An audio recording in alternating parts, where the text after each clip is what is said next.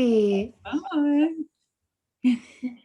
Yay, good to see you all. Hi, Elizabeth. Hi, Kim. Hi, Bev. Hi, Chris. Hi, Lanny. Hi, Terry. Hi, Jen. Hi, Cindy. Awesome. Oh, we just have a couple more people that are coming. Hi, everybody. Yeah. Lovely. Oh, here we go. Fantastic. Yay! Well, I am so excited to have this opportunity to be here with you this evening. And we are starting the meat and potatoes of tarot. We are stepping right into the major arcana. So, oh, you got your camera working, Jen. Awesome. Yay. I have an external one for my computer at work, so I just stole that. Nice. But I see I'm still kind of grinchy with my background, so let me fix that. Hey, well, you know, it's Christmas in March sometime. It's Christmas somewhere, right? Somewhere, yeah. Rules apply, like it's 5 o'clock somewhere, it's Christmas somewhere. Exactly. Why not? Let's go with it. Hi, Andrea. I love your name. Awesome. Yay. Hi. Hi, how's it going? I'm well. How are you? I'm doing great. Nice to be back. Awesome. It's good to have you here. Thank you. Yay. So we're going to jump right into the major arcana, which is really exciting. So there is a little blessing that I like to bring forward at the start of all of my readings. And so I thought we would just open up this evening with the blessing. Does everybody have their tarot cards with them? Yes. You could hold them up. Yeah, awesome, fantastic. Has everybody separated the tarot cards from the major arcana from the rest? No, okay. Working on it. Okay, well, we'll take care of that in a minute. The main ones that we're going to be using today, oh, there's our last person. Fantastic, awesome. Hi, Carolyn. So the main ones that we're going to be working today, we're working with the Fool, which is the 0. We're working with the Magician, which is the Roman numeral 1. So all the major arcana cards will have Roman numerals on them. Then we have the beautiful and lovely High Priestess, who is the number 2. Coming into the Empress, who is number 3. And then the Emperor, number 4. Number 5 is the Hierophant. Number 6, the Lovers. Everybody loves this card. Yeah. And number 7, the Chariot. And number 8, the Strength card. So these are all the ones that we're going to be focusing on today. So those are the ones that you want to pull out as we get going here. So the blessing that I like to do with your cards. So if you could just hold your cards up. And I just like to speak to them and just, I ask today that all the messages that come through be of love, light, healing, and accuracy for the greatest good of all. I invite our spirit guides and our angels and our ancestors and all other beings of the highest light that are here to assist humanity come forward today, and that we may connect to the divine infinite wisdom of the universe. Beautiful. And so I would encourage you, as you start going through in your tarot journey, come up with your own blessing. Come up with your own words to be able to open up the energy. And what that does is that it helps you to be able to create boundaries around when you're starting a reading and then when you're closing or finishing a reading. And it is a really important habit to get into. Who here has seen the Long Island Medium? Has anybody seen that show, Long Island Medium? Get some nods. So she goes around, her lips start moving, right? Whenever she gets messages, but she's just wide open all the time, right? So that is a choice that you can make if you want to. And the slight difference between mediumship is that you're looking backwards. And when we're looking into tarot, we're usually looking forward. So that's kind of the difference between psychic work and mediumship work. But what's really nice is I don't want to go throughout my whole day listening to everybody else's thoughts. As a psychic, I don't want to be picking up if, like, oh, they're having a breakup. Oh, those guys over there are, having some troubles with their house. Like, I don't need to be picking that up all day. And so that's why I start off with an opening. And then when I'm finished, I have a closing. So just little notes to play with, because one thing you'll find as you start going further with your tarot journey is that all of a sudden during your day, card images will pop up in your head. And so you'll start to see those images and connect the experiences that you're having within your life to the energies of the cards that are coming forward. So that's something that's really exciting. Awesome. So I'm just going to jump onto the share screen here and bring up the presentation. Lovely. And present. This will give everybody an opportunity to get the rest of their cards together. Okay, you can do it. There we go. Awesome. Lovely. So this is level 1 of the major arcana. So when we go into major arcana, there's a whole whack of information.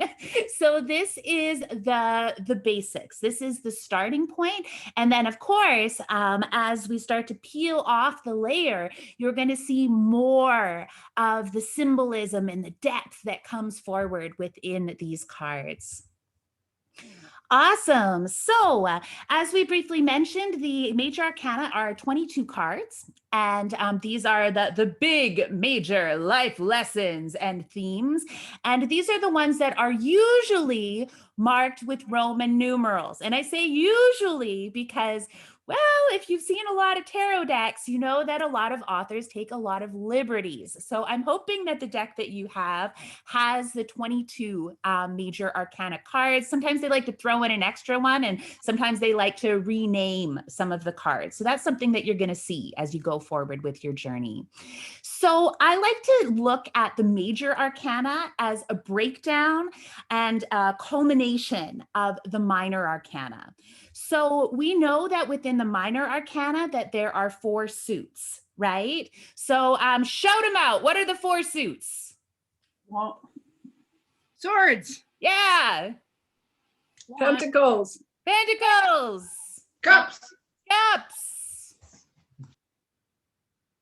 Wands.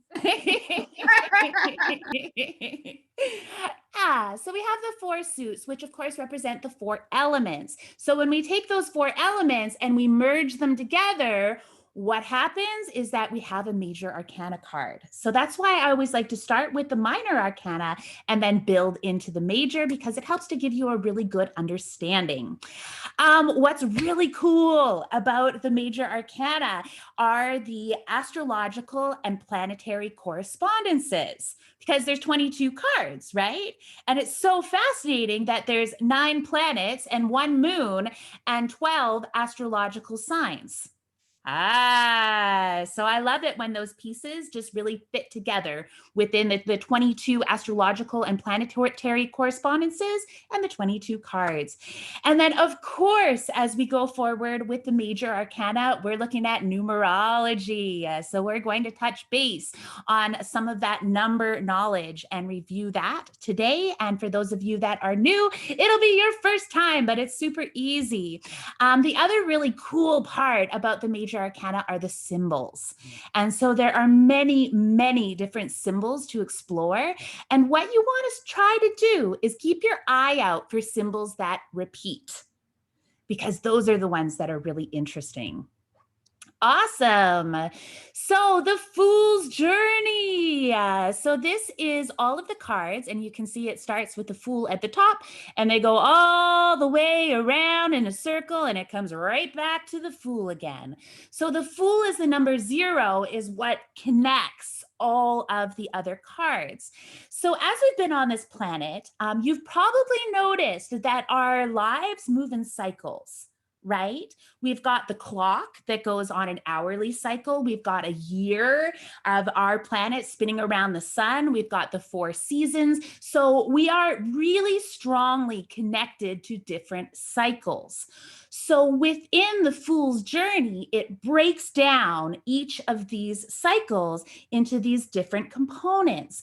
And what's so cool is that you can look at these different components as a rite of passage of the lesson that we learn at different parts of our life. And for some of us, we're really aware of these lessons, and some people aren't, but they still experience them. That's what's so amazing. So within the Fool's Journey, these are the building blocks of every good story out there. And so I would challenge you next time you are watching TV, especially like soap operas or, these kinds of things, a movie, just like take a look and see and try to label what card fits this situation, because you're going to find that all of these cards are going to continue to pop up.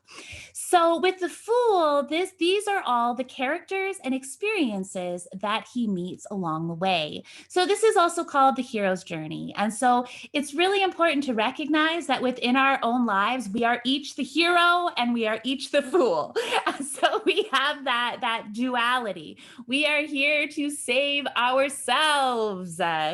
Okay, cool. So we're just going to take a look at the first part of this journey, because within the Fool to the Strength card, what we have are the physical journey of what it means to be here on this planet. And these next cards are ones that everyone is aware of and everyone experiences. So with the Fool comes into the world, and you can think of the Fool as a baby, right? The baby comes in and he's just like, "Rah!" And needs attention, needs help, but is wide open to the world, hasn't been influenced by experience, hasn't been influenced by tradition or by the parents. It's that beautiful, raw energy that the Fool represents. So there's a beautiful innocence that comes forward. Well, the first thing that a baby knows to do when it's born, right after, is that it starts crying, right? Because it's hungry. So that is that will that comes forward. And that's the magician of, if I cry, I'm going to get food. And it's just something that this baby just knows internally, which is the high priestess. So we discover that as a baby, we have will. If we start crying to the world, that there's like a feeling that something's going to happen. And what happens is usually you get a big boob that is put into your face, which is exactly what all babies want, or a bottle, no judgment here. And so as we move forward with this, the baby meets his mama. And so that's the Empress, right?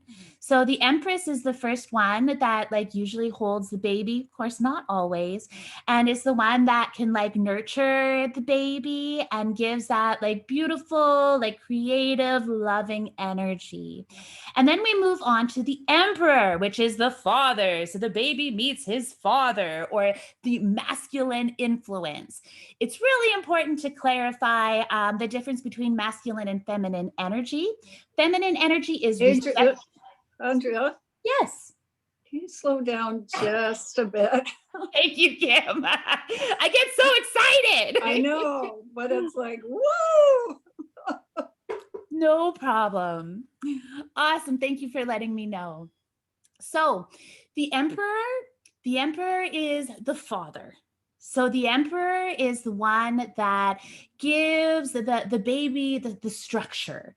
And so with masculine and feminine energy is more, It's more receptive. So it's energy that we're putting into something. It's an internal kind of energy, where masculine energy is more outgoing. It's energy moving out. So this is also represented within the elements. So we have the cups suit and the disc suit, which are the feminine energy elements. And then we have the wands and we have the swords, which represent more of the masculine energy. So masculine energy can be found in a female body, and feminine energy can be found in a male body. So just really important to clarify, because there's some people that have a really good balance between these two archetypes.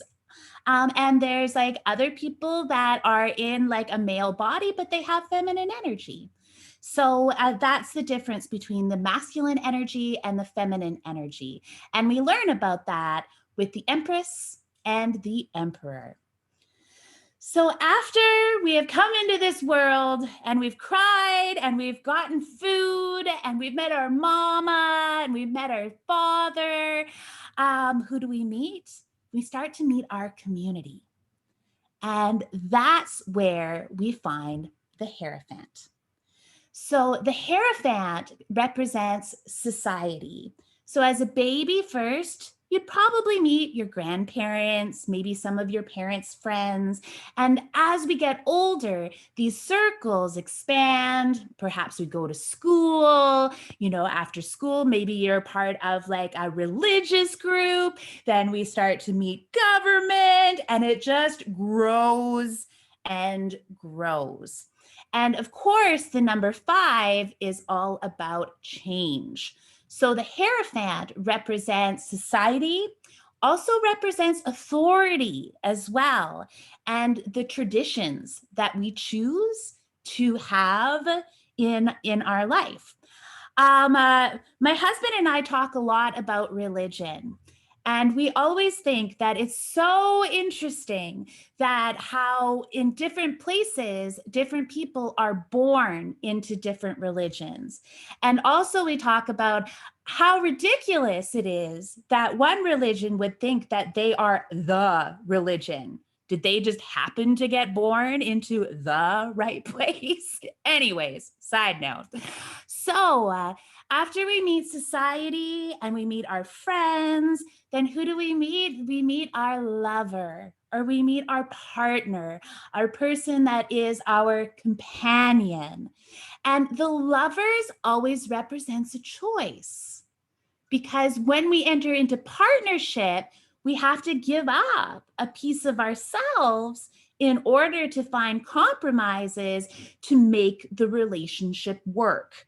So the choice then comes forward. Do we choose to enter into a partnership, or do we choose to go forward and balance those energies within ourselves on our own? So the Lovers is a really fascinating card, because it does represent a decision that we can make in this world. After we meet the Lovers, we decide that there's things that we want to do in this world. So perhaps what we want to do is we want to go and we want to travel to Australia. That's where the Chariot comes in. Because in order to travel, you need to save some money, right? You need to have the blessing of your family. Not always, but it's nice.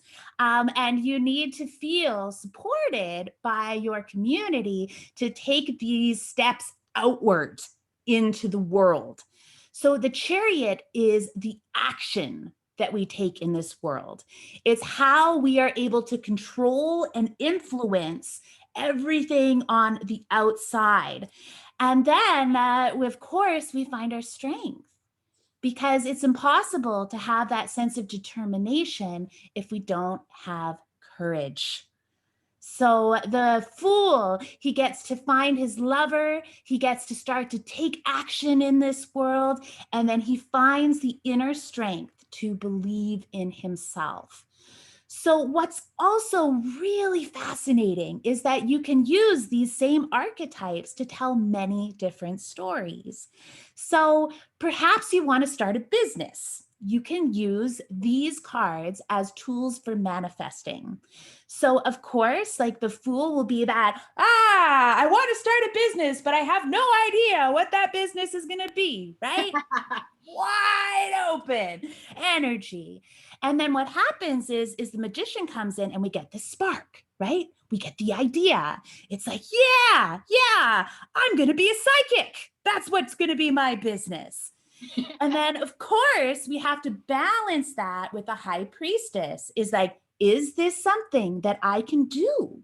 Do I have this, like this feeling, this urge, this knowing that's inside of me? So it's belief in ourselves, in our own inner world.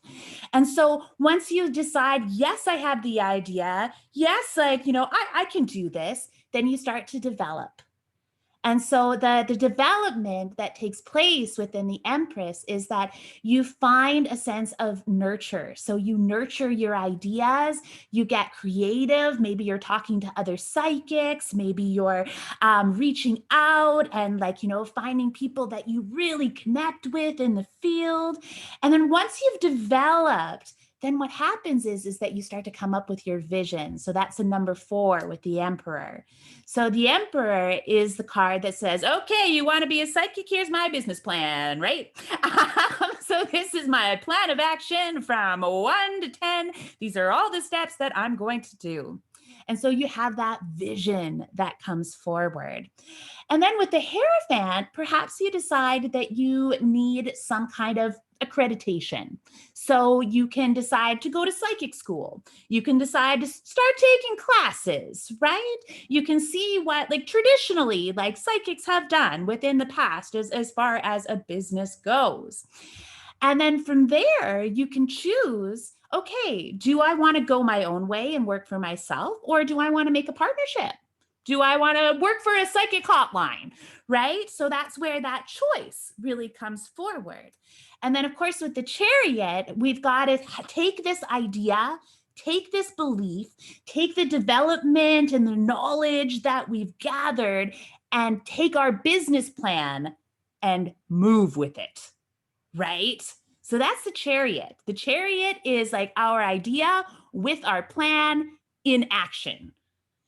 And of course, what we're going to find is that as we start to take action, that what we need is that we need to believe in ourselves, because we're going to hit bumps in the road.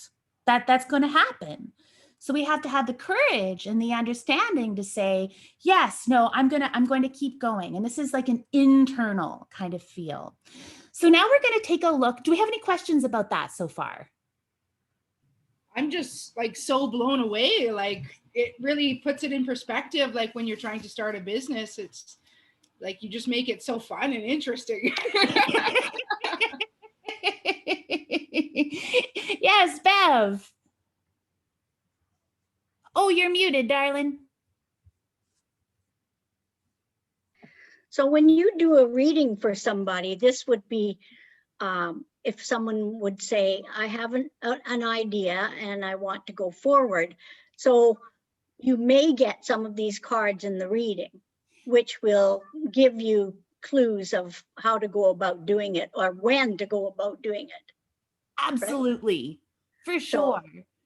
So somebody came to you with a business idea and you started pulling cards on it. Say you got the number, the Empress, right? Mm-hmm. So the advice of the Empress would be, okay, well, you need to develop this idea a little bit. Yeah. What is this going to look like? Where's the brainstorming? Where's the creativity, right? Yeah. So development is just getting all the ideas out there. Mm-hmm. And then the Emperor is taking all the ideas and putting them into a structure. Okay, if you did a reading and you didn't know that this person was doing that, would that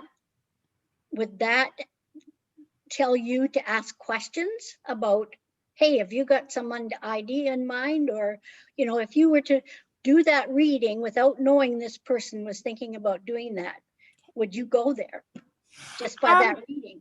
So I would look for supporting cards. So I would look for the Ace of Wands, which is somebody that's like, you know, wanting to start something new and is like passionate.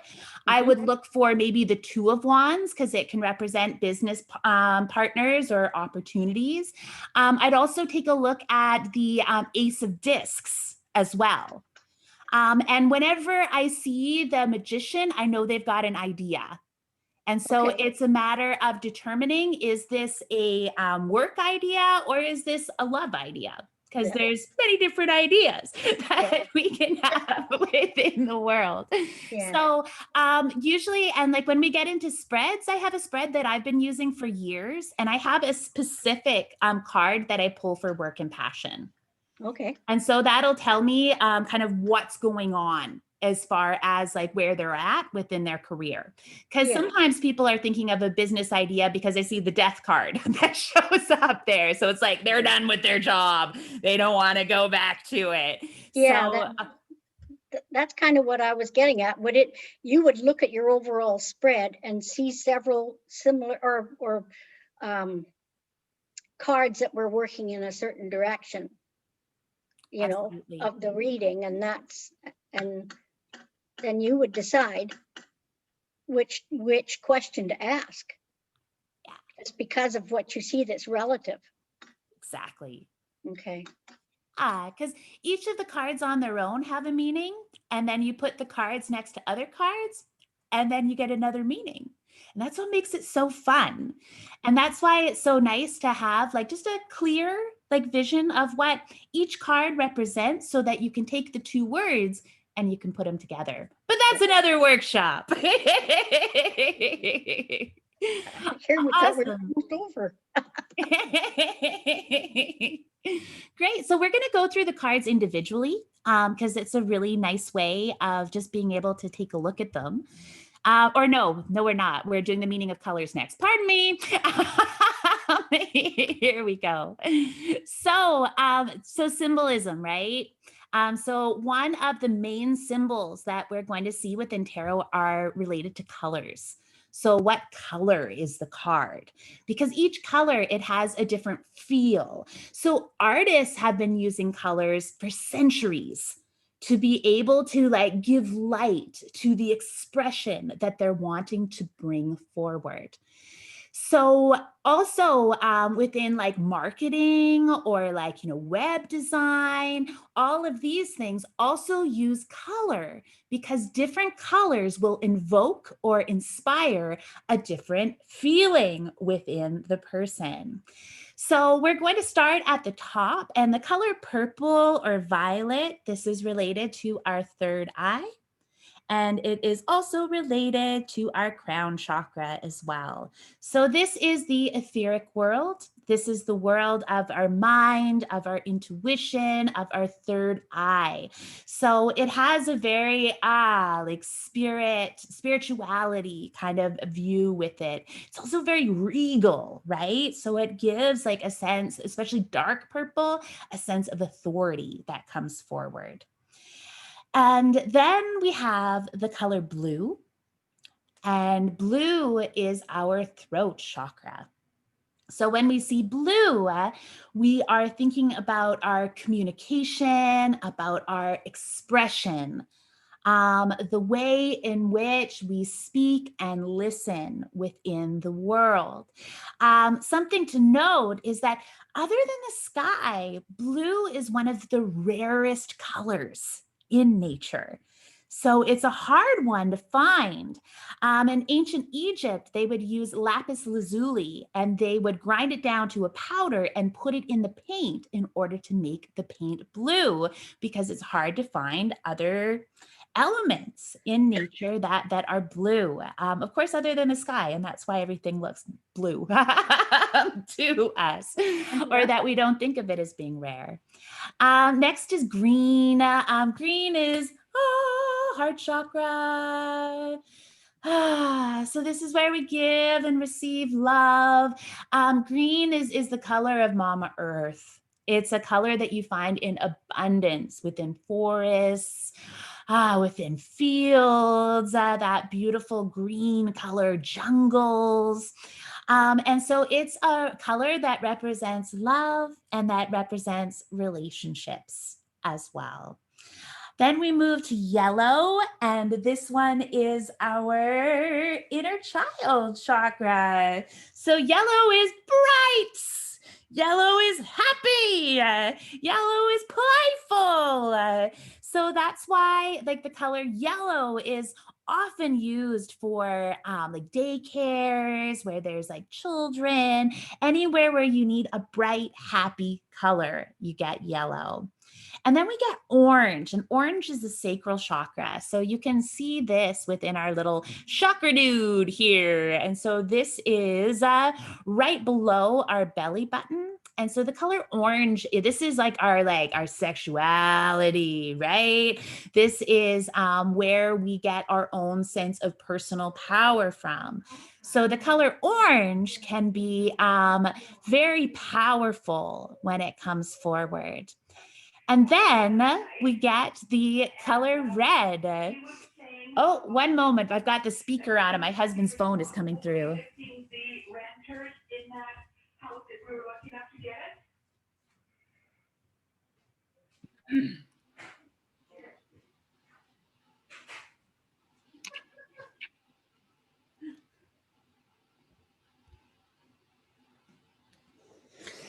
Oh, goodness. The joys of partnerships, right?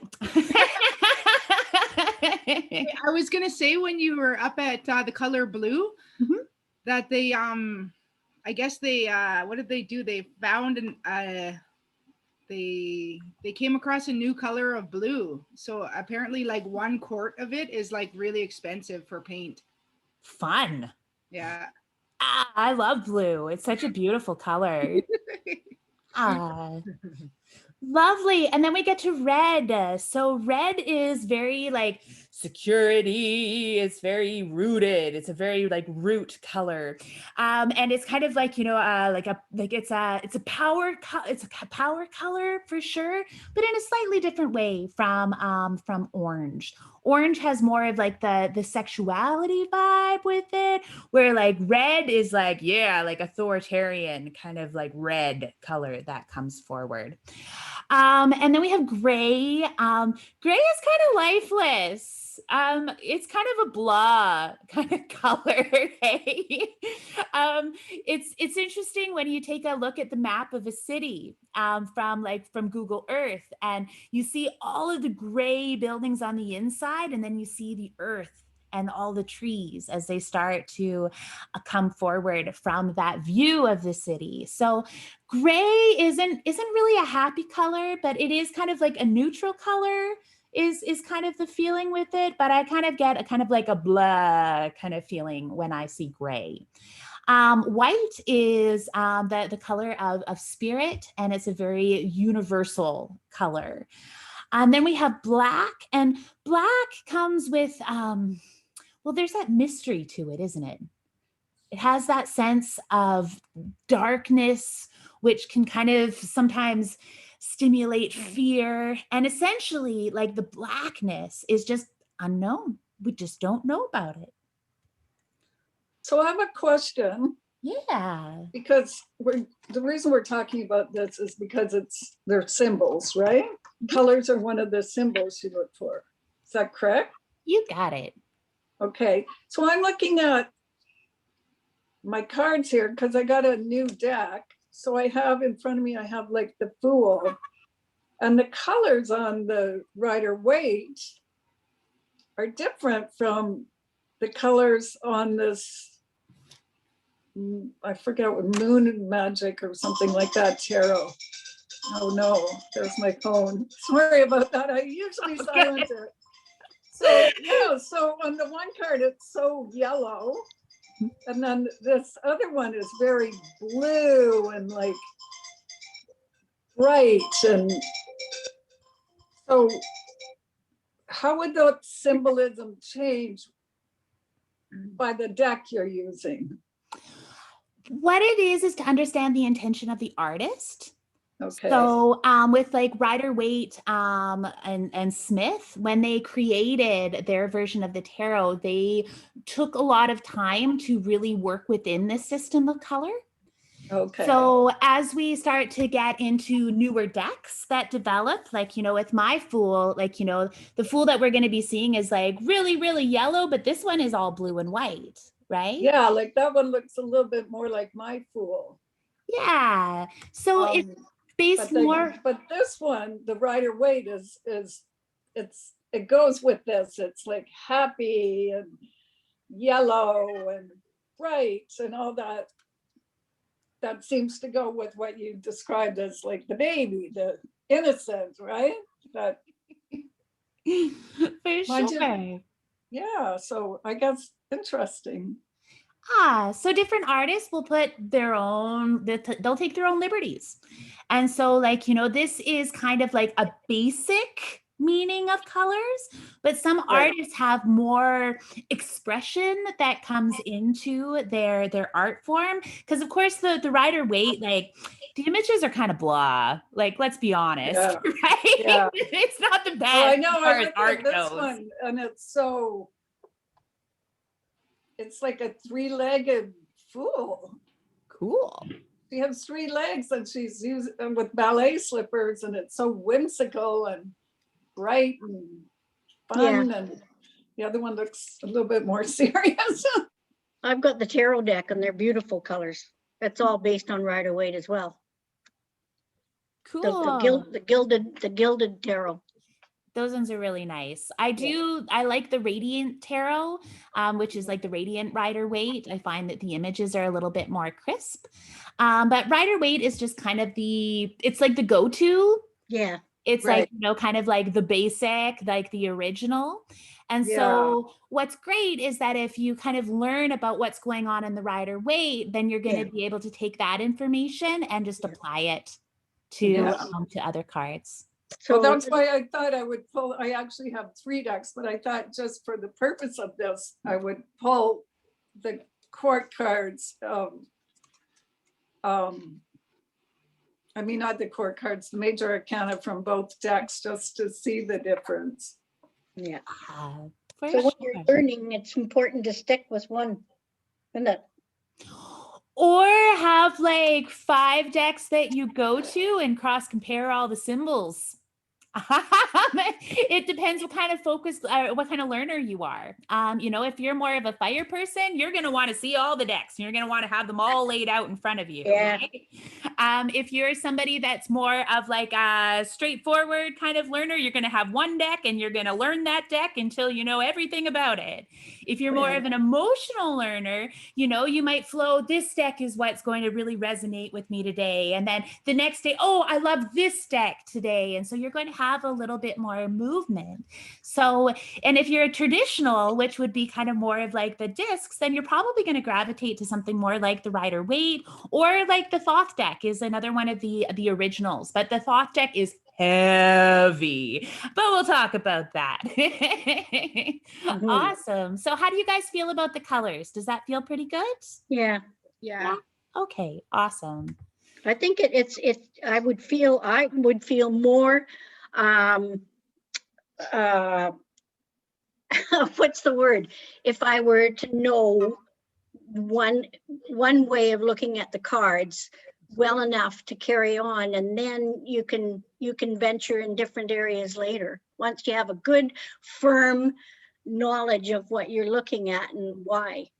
That's how I would do it before I could go farther, just to feel that little bit more confident. Absolutely. Yeah. So you just find what works for you and you go with it. That's the number one thing, is just find what works. Yeah. Awesome. All right. So we are going to talk about Persephone's story. And so we're going to do a little introduction to numerology. And so this is really simple. So we're going to do this all together. Are you guys ready for some actions? Sure. All right. Okay. Number 1, new beginnings.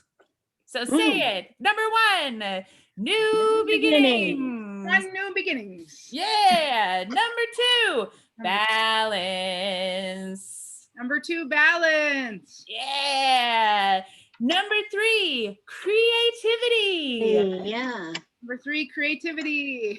Awesome. I'm not seeing enough hands here. Let's do it again. I Number thought number 3, creativity. Yeah. Because if you get the actions with it, you start to embody the energy, and that's what's really cool. So I number see. 4, structure. Number 4, structure. Yeah, you can totally do the Vogue. I love that, Jen. Awesome. But yeah, putting it in a box, right?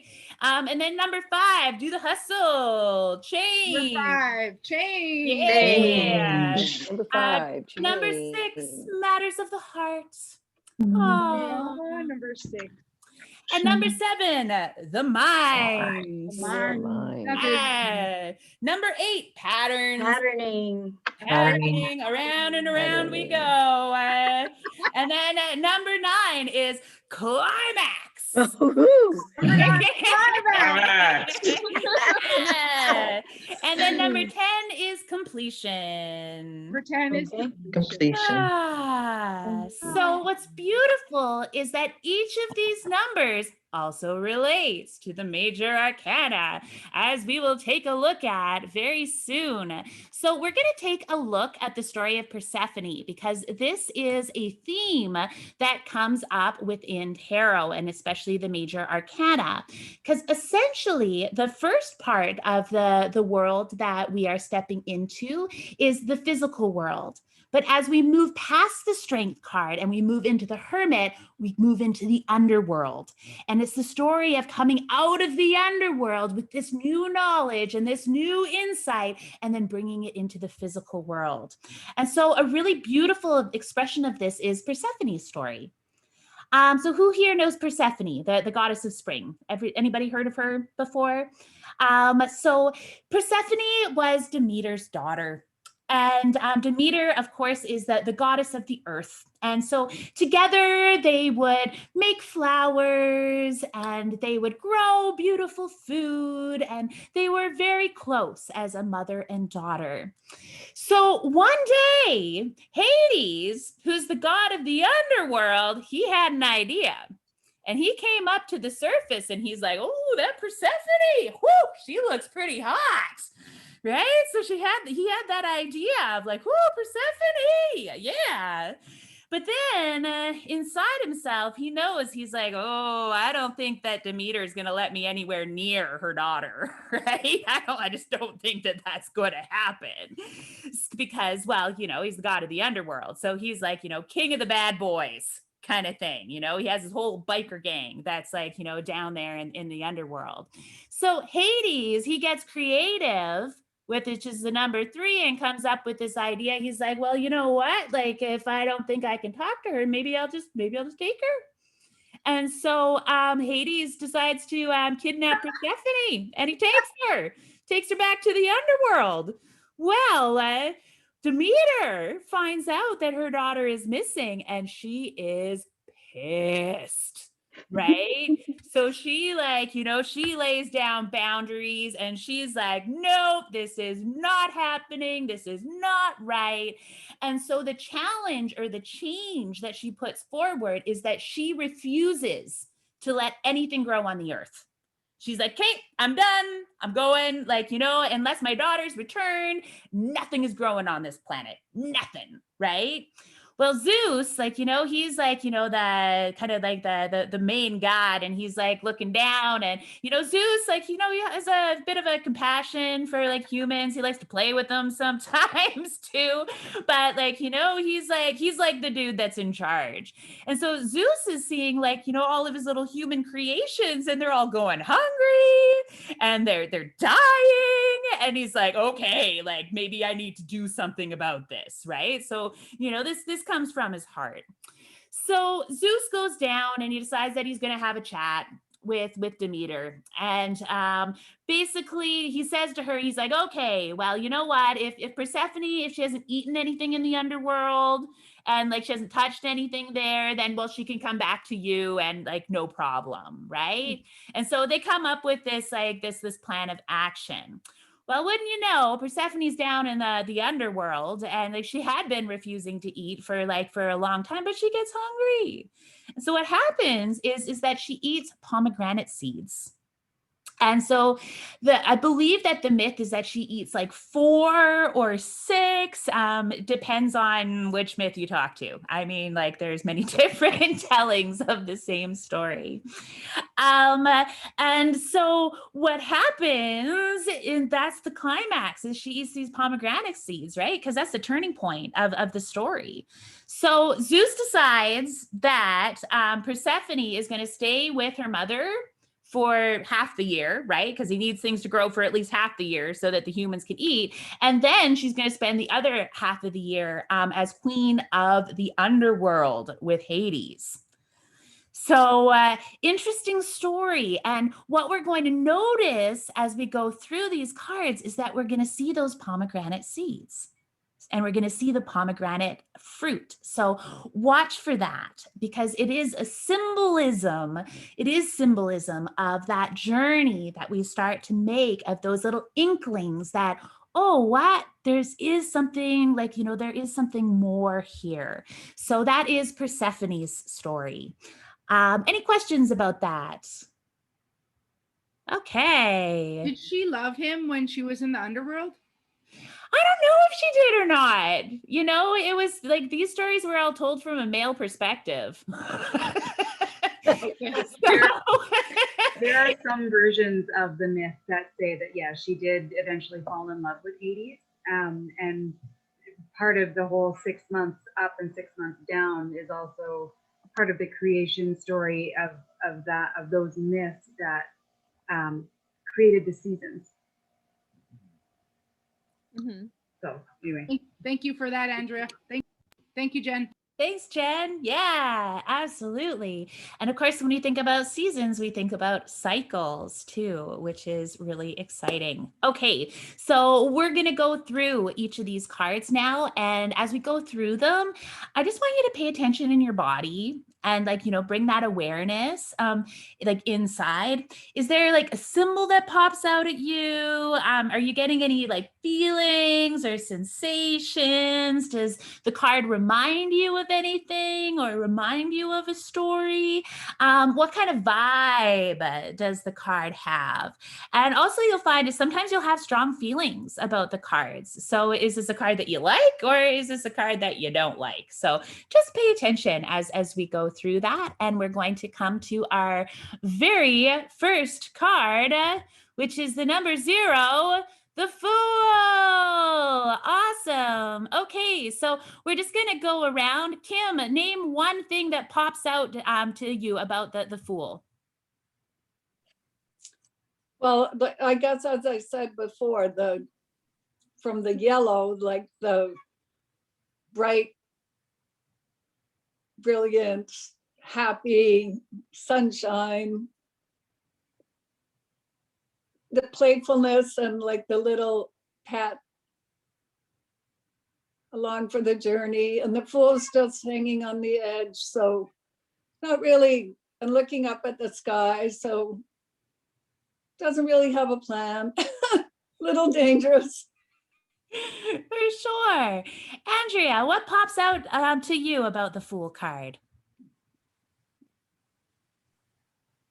There we go. I like the dog. I also too, he looks very at peace and the sun is shining. He's holding a really nice flower, but he's looking up at the sky and he's like, looks like he's gonna walk off the cliff. And I guess he's gonna need some help. Maybe the dog is like, careful. Trying to warn him. Absolutely. Cindy, what do you see about the Fool?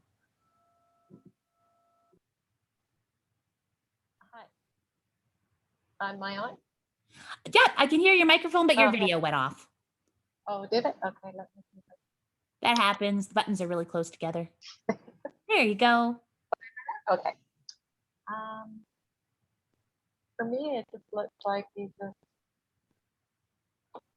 looking for a new beginning and just trusting as he's going to go along, hopefully the best. It's just like the sunshine. I'm just going for a cruise.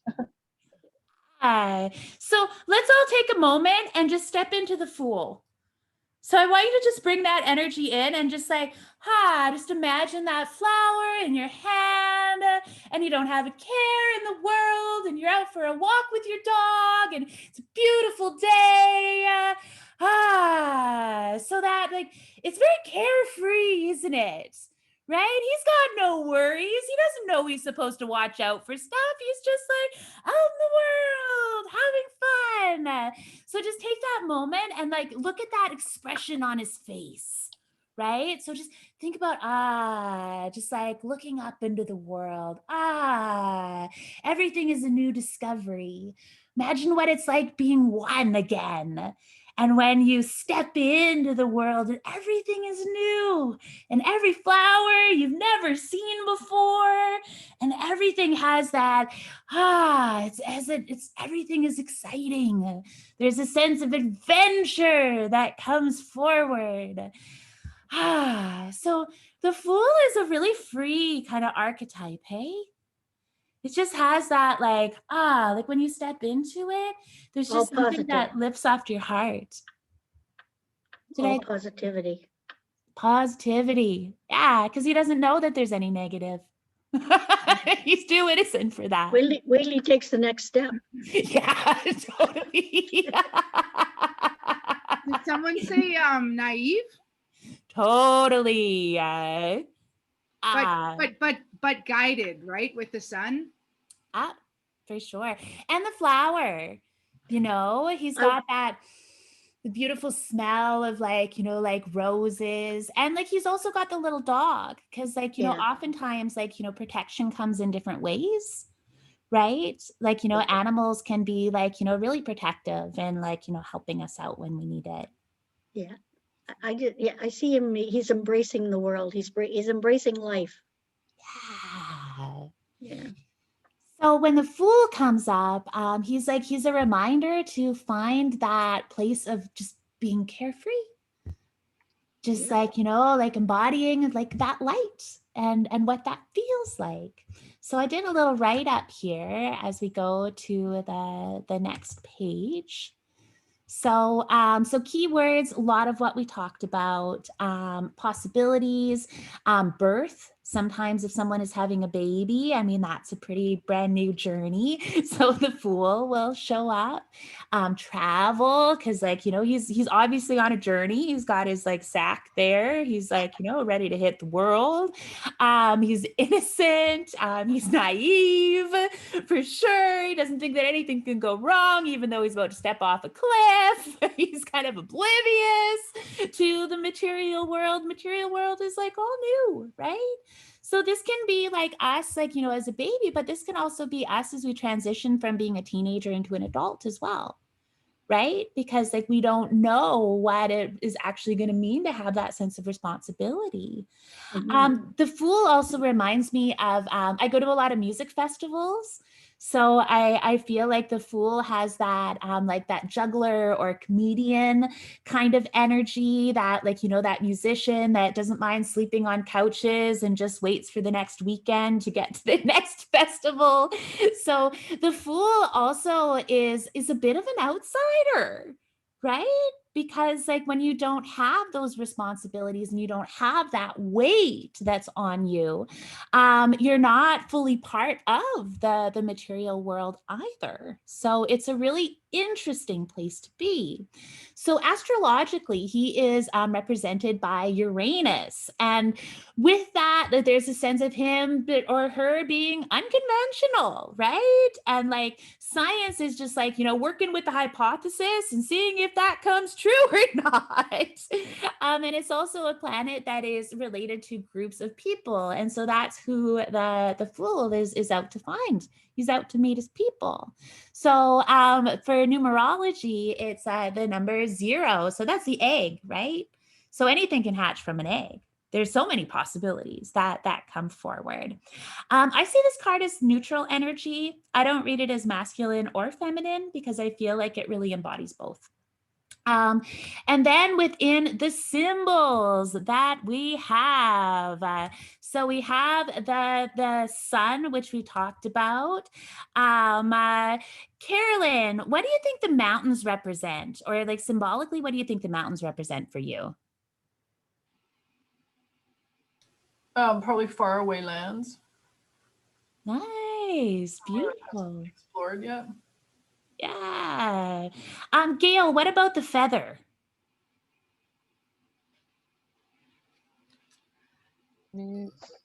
The feather. Off the top of my head, I want to say the feather's a wish, like a wish. But I did grab my book here to see. I'm tempted to see what it has to say. Actually, it doesn't make reference to the feather. Okay. It doesn't. But my thought is it's a wish, Beautiful. like hoping, wish. I don't know, because it's a new journey, hoping it goes well. Ah, for sure. That's so beautiful.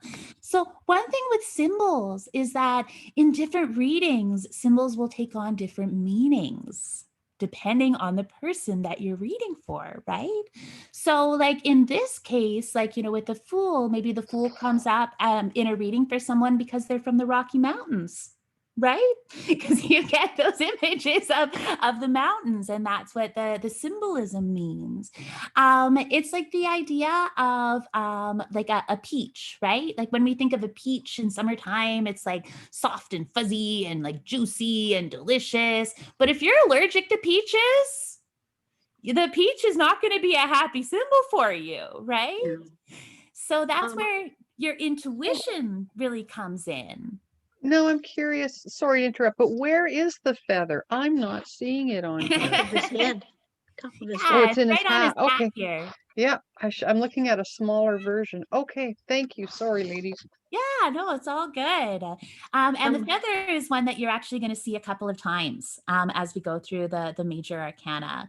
So again, different symbols will take on different meaning, and it's just up to you to just trust what that meaning is within the moment. And that's what's so fun about tarot, is Yeah. that you learn a system, and then you throw away the system, and then you just work intuitively from it. But the system helps to be able to give you structure and guidance on like how to move through all of the cards. yeah.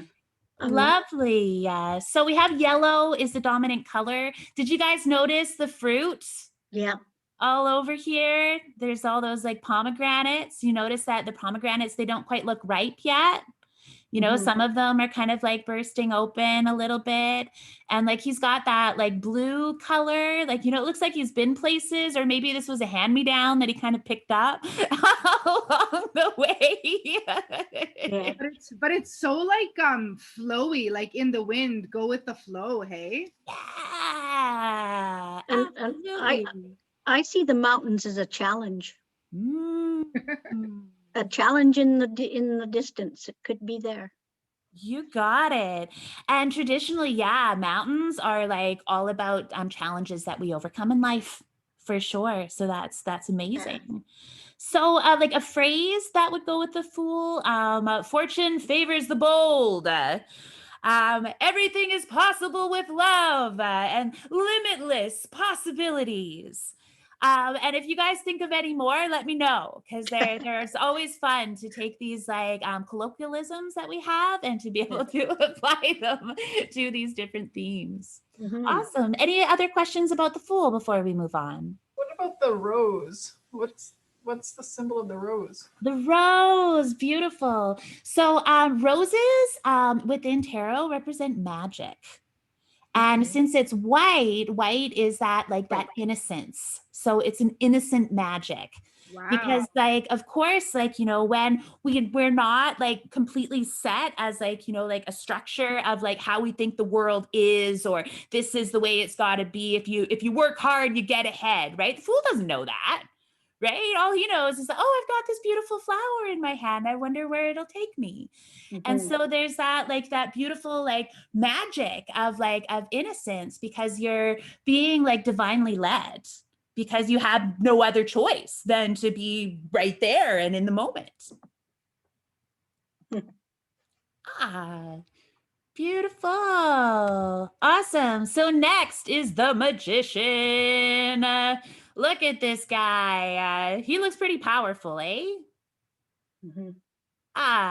So with the magician, look at his body language. You see that? Like, at his body language. So can you do this within your chairs, like that energy? So what this is as above, so below.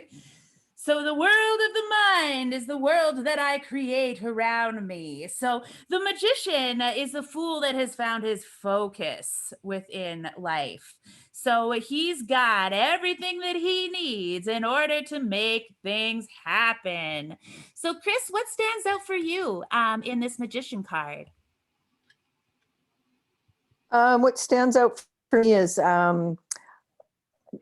so the knowing and the focus and just I'm going there. I'm going there. I'm going to the top and I am going to be successful. Nice. Yeah. Lanny, what do you think about the magician card? When I see like the pentacles, the cup, the sword, or the sword and the wand, I'm like, he just embodies everything. Confidence. The 8 is just always embodying everything with confidence. Absolutely, for sure. Awesome. Gail, what do you think about the magician? I'm fascinated with the infinity symbol, and Yeah, it shows up infinity. in lots of other ones. And yeah, the infinity symbol hits me. Me too. Awesome. We're going to see it come up again in the strength card too. Yeah, it's in a few. It's a powerful one for sure. It's the infinity symbol is working with the power of the universe. So it's that symbol that he has the universe that's right there, and he's able to access that as well. Karen, what do you think about the magician?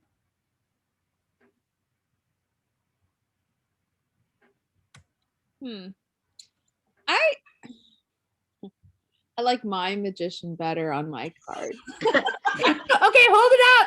What do you got? The witch. Ooh, I like that. Yeah. It's just more connected to the power and the magic. I see that more in this card than I do in this. Yeah, it doesn't bring it to me as much as this symbolism does. What's the name of that deck, Karen? Because it's kind of neat. It's the Green Witch Tarot. The Green Witch Tarot. Oh, okay.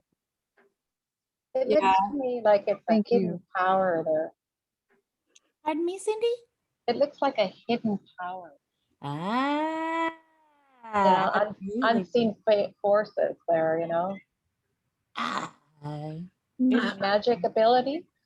Yeah. Terry, what do you think of the magician? So, including all the other things that were said, I'm looking at the flowers that are above and the flowers that are below. So I'm seeing that he has control over heaven and earth.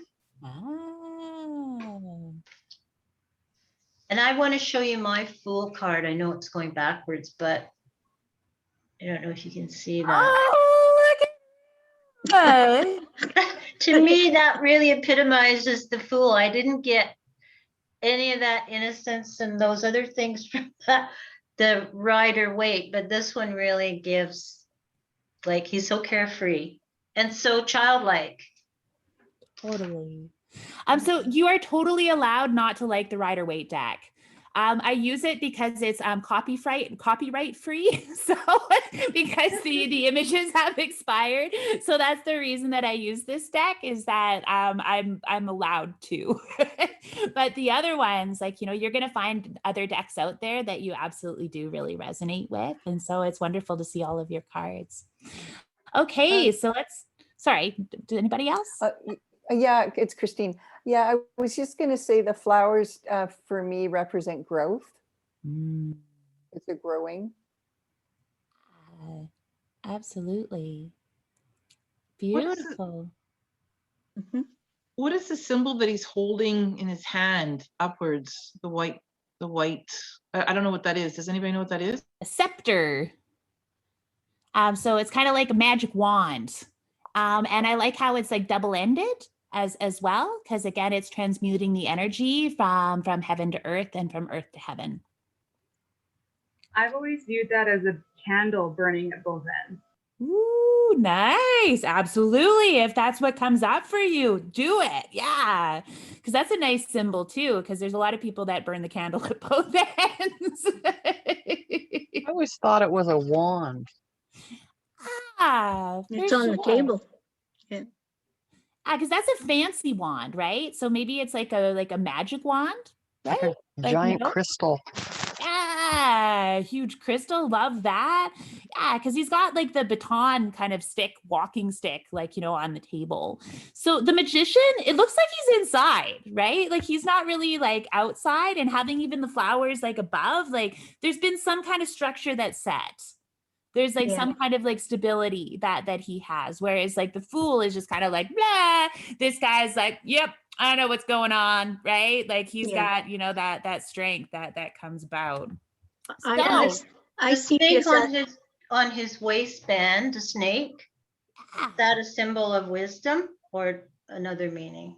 I don't see any absolutely. snake. Snakes are like a symbol of wisdom. They're a symbol of transformation. Oh, right. That comes forward. I mean, if you were Christian, it would be a symbol of evil, right? So again, like different symbols will have different connotations depending. Like, you know, if somebody was like absolutely afraid of snakes, they would see that symbol and go like, ah. Whereas if somebody loved reptiles, they would be like, yeah, look at that snake. That's so cool. Yeah. So that's where they have, again, slightly different meanings for different people. And what's Yeah. great is that you can program your deck to be anything that you want it to be. Yeah. So if you want the snake to represent wisdom, then boom, it represents wisdom, right? So just know that you have the choice to be able to allow these symbols to represent anything that you want them to represent. And don't be locked in to like any one way of being able to think about them. And as you start to grow with it, you're just going to find that, like, you know, that's going to be kind of your go-to. You're going to really find what works for you and, you know, keep using it and going from there. So here we have some of the key words that come forward within the magician. So free will, right? Communication, desire, what is it that I want? Intention, manifestation. So the magician is ruled by the planet of Mercury. So Mercury is the planet of travel, technology, communication, and messages. So if you think about Mercury as a god, he is the winged messenger that is like whipping around, because Mercury only takes 88 days to go around the sun. So it is moving and moving fast. So in numerology, we have number 1. New beginnings. I do see the magician is more of a masculine energy, but that doesn't mean that it can't be in a feminine form. And so, especially there's other decks that are more female oriented, because I mean, this deck is like, you know, 100 years old, right? So lots changed in the last 100 years. The one interesting thing about the magician is that we do have the ability to be able to create anything that we want in this world, right? And so it's up to each of us to decide, do we want to wear the white hat or do we want to wear the black hat? And that is a really important choice that comes with the magician. In the Thoth deck, there are, I think, 3 different magicians to choose from. So you can choose which magician that you want as part of your deck. Kind of interesting. So the key symbols, as we talked about, the infinity symbol, I see this as the power of the universe. We have all of the suits of the cup, the sword, the disc, and the wands. Red roses, again, very like magical, but like red is very like rooted and secure, right? So there's like a rooted feeling to this rose. Whereas the white one, like we have the white lilies that are like, they symbolize purity, right? right? So he's got the purity, but he's also got that, like, you know, that redness, that strength that comes forward. The snake belt, and then the arm position. So these are kind of some of the bigger symbols. So colors, red robe, right? So he's got, like, you know, red, authority.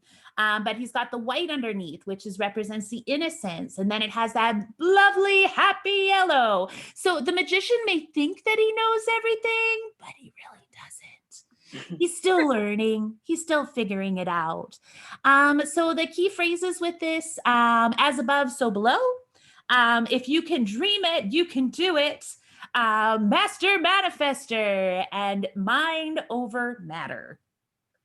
Cool. Does that feel good? Mhm. Awesome. Let's move along. Excellent. I just love her. I love the high priestess. She's so beautiful.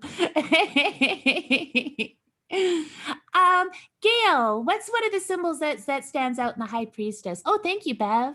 Yeah. Well, right away, the pomegranates, like you mentioned, Ah, because I think that's them up above her head and on the side. ah, And the little book, there's a book with some handwriting or something written on the spine. Torah. I think it's a book she's holding. Book, or you could interpret it as a scroll as well. Yeah. So Torah translates into divine wisdom. Okay. Yeah, for sure. Lanny, what do you like about the high priestess?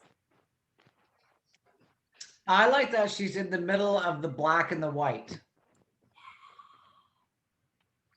For sure. And what would that represent to you?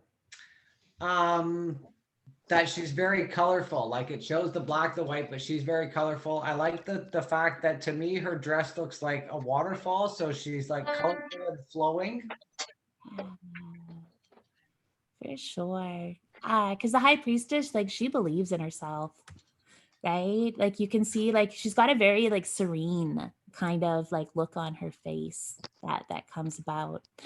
Cindy, what do you think about the high priestess?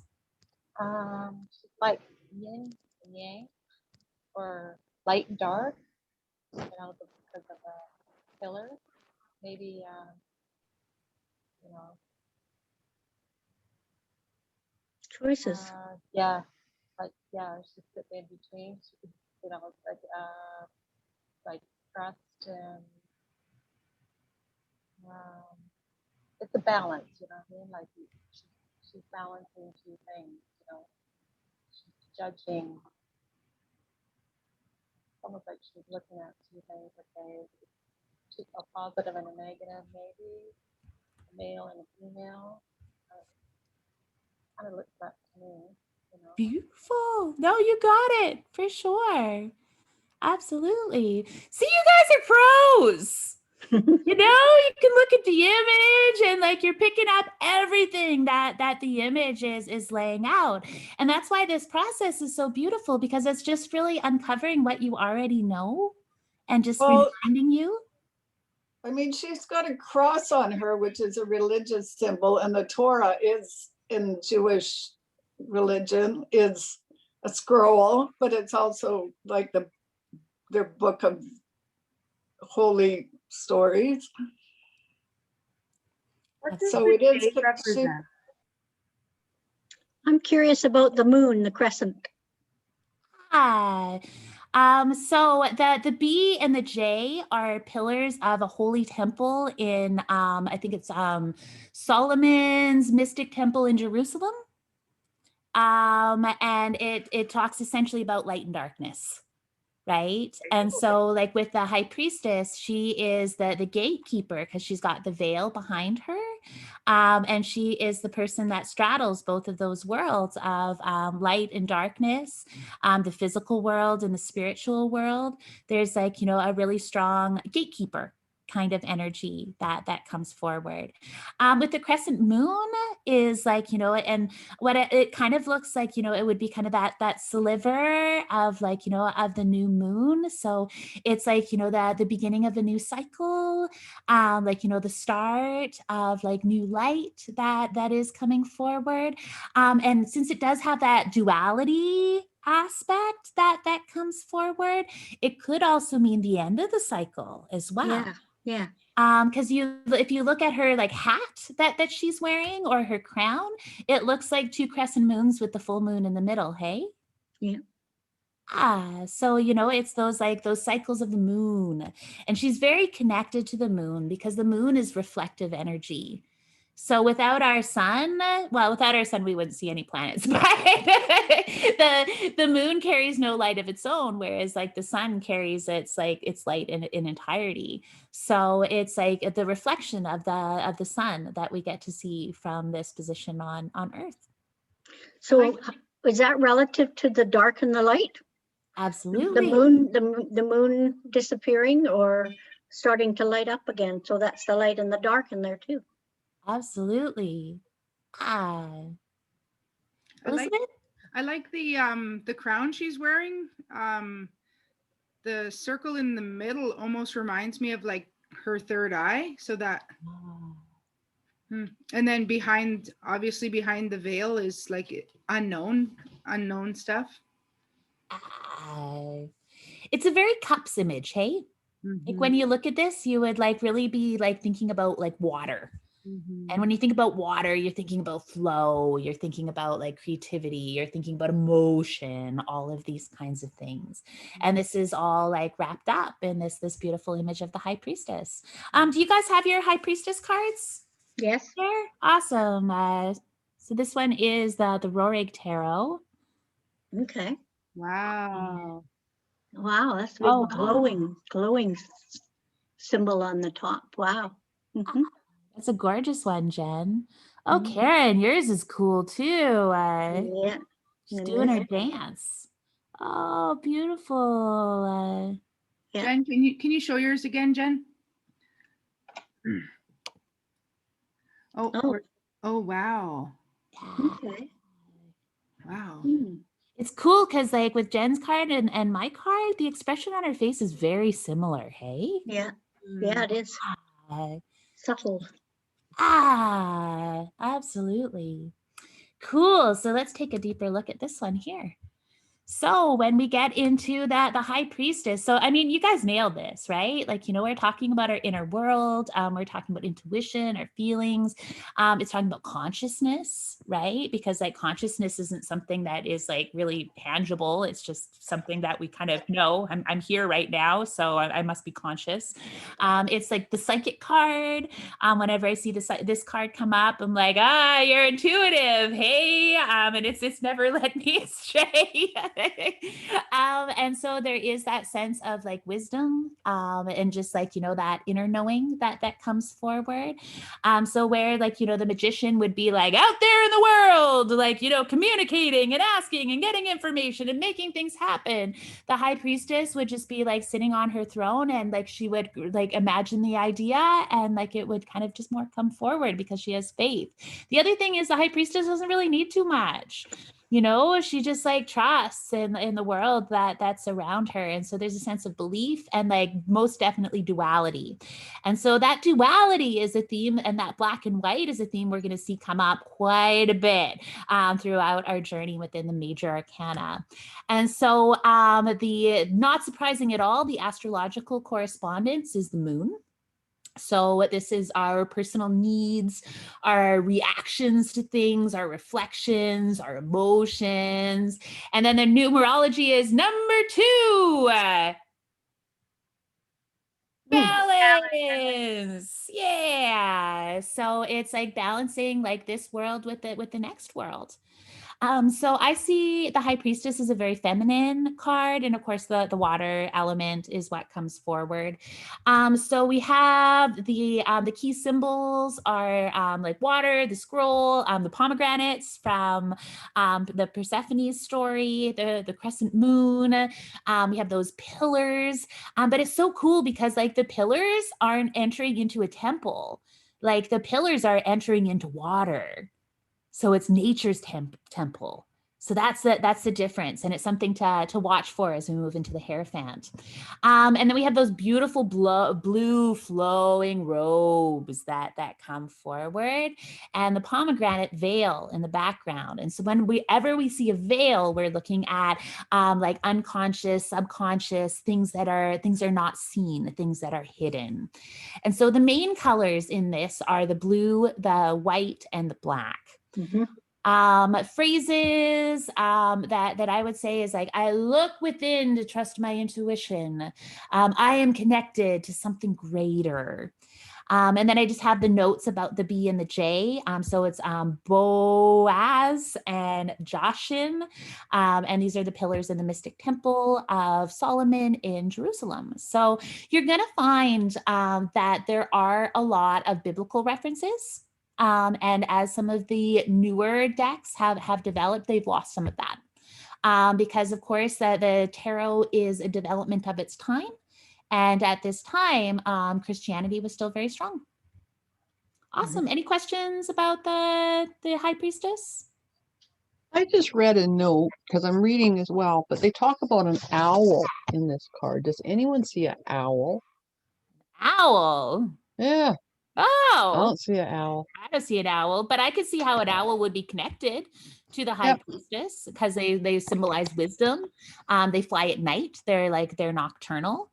Right. And they have the ability to spin their head around in a full circle, which is pretty cool too. So, I think an owl would absolutely work with the High Priestess, and we'll probably see that in some of the other decks. Yeah, I just didn't see it. And I should probably not look at this book while I'm doing this. It's all good. All right, moving right along. The Empress. Isn't she pretty? Oh, she's just hanging out on her throne, and she's got her star crown, and she's got her magic wand, and she looks pretty comfortable. She's got all those pillows that come up. So anybody jump in. What do you feel about the Empress? Got a lot of pomegranates on her. Yeah, she's wearing the veil. Interesting, hey? The curtain has been turned into a dress. She has a heart with a male symbol on it. Ah, so that is the heart, and that is the female symbol. So that is Venus. Oops. It's all good. I mix those ones up all the time too. I think of the cross as like the ovaries, and the arrow as like the penis. That's how I remember. Yeah, it's the arrow's facing up on the male symbol.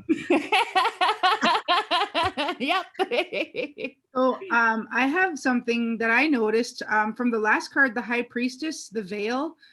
So if you surrender to the unknown of the universe, then you can reap the abundance. So it looks like she has surrendered, and now she has reaped the abundance of, like, her dress used to be a veil, now it's her dress, and she has so many beautiful powers and gifts.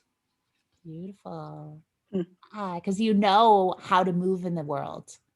You through inner wisdom and insight, how to be able to find what you need by the trust and surrender. Absolutely. What do the stars in her crown represent? I noticed that there are 11 of them, which is a master number. Absolutely. You got it. You got to love the Rider-Waite for symbolism.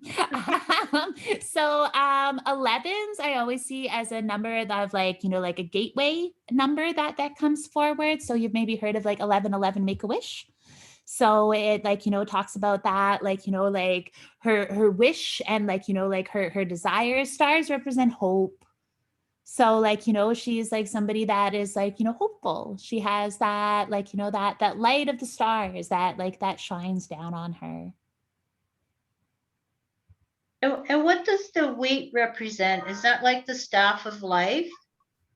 Like the scepter that she's holding? No, the wheat. Oh, the yellow wheat in the foreground. Oh, pardon me. It's either wheat or oats. My other cards, it looks like oats. I see It that looks as like a she's symbol. connecting with nature. Yeah. It looks like that she's got all the everything around her, water, trees, you know, maybe that is weeds, whatever it is, but connecting with nature. Absolutely. And I'd also look at wheat as food source. Yeah. Right? Because like, you know, it's something that she can eat. She has food right there. And there's other than like pomegranates, there's not a whole bunch that comes through. Yeah, Lanny. To me, it says that she's comfortable where she is, who she is, and she has everything that she needs around her. Yeah, for sure. The Empress, she's a pretty rad lady. Like, you know, if there's like anybody in the tarot that you want to go like have a party at like their place, it's the Empress. You want to go to her place and have a party. Cause like she's gonna make sure that you're taken care of. She's got food, she's got like the right location, right? Like, you know, she's a strong woman. That's what I see within her. Awesome. All right, so moving right along. So the keywords for the Empress, she's the mama. So she's that earth mama goddess energy, the nurturer, definitely like that nature feel, you know, like with the earthy kind of like with the wheat and the trees, like, you know, very like earthy kind of feel that comes forward. So she's all about growth and like development and love. That's that like Venus, the Venus symbol. So she represents the planet of Venus. So love and relationships, and she's comfortable. She likes her life. She's got everything that she needs. So she's got like, you know, abundance, which is so amazing. So yeah, like, you know, she's just like a woman that just feels really good. And there's a sense of like things being a little ornate too, right? Like, you know, her crown is like really pretty, and she's got like, you know, frills on her dress, and she's got like pillows that have tassels, right? So there's that sense of like little extra steps that have like, you know, been taken to create beauty, because of course Venus loves beauty as is an archetype. And so she's also got this sensuality part going on, because she's got those like orange pillows that we see, which is so beautiful. So the Empress is the number 3, and so this is a number of creativity. Yeah. So she is creative. She's like open to things. She's developing ideas. She's like doing needlework. She's like working with food in the kitchen. She's like, you know, really like master of like, you know, everything that is within her world. So Empress energy is very hands-on. It's very like tactile, tangible, which is really fantastic. So she's definitely a woman, or like female energy, right? So like with that, like, you know, the element that I would associate with her is earth. You know, she's got that earthy energy, but it's pretty balanced, because, you know, she's got the waterfall. So she's got a little bit of that water flowing. So she's emotional, all those kinds of things. So the key symbols are the pillows, which comfort, wheat, food, abundance, prosperity. When you think about wheat as a symbol, wheat like wheat or other like, you know, vegetables were essentially like the start of civilization, because as soon as people realized that they could plant food and that they didn't have to be out in the world hunting or like gathering, people were then able to come together and form communities and to be able to grow from there. So it is a really powerful symbol. And then we have like the trees, which are beautiful. Like, you know, I love trees as a symbol of growth, right? Waterfall is just things just flowing and coming our way. And then like the garden, it's just like, oh, it's just so pretty. It's just so beautiful. But there's been care, right? Like, you know, anybody that's had a garden knows how much work keeping up a garden is, right? So like, you know, there's been care that's been like, you know, put into the Empress's world. So the key colors are like yellow, orange, and green. So yellow, happy color, orange, sensuality, and like green is that like, you know, that heart energy. So the phrase that I would use for her is love is the secret ingredient. So if you just feel of like, you know, that energy of like the Empress, so if you could just sit back for a second, you know, she's got her legs and they're just kind of like slightly open and she's comfortable and she's just like, you know, holding her scepter. But I mean, this could be a beautiful cup of wine. This could be like a coffee, and just that sense of like, yep, everything I need, it's right here. You know, that like, you know, that feeling of accomplishment at the end of a day's work. She's got that really serene kind of feeling. So when we talk about laws of energy, the Empress is all about the law of attraction.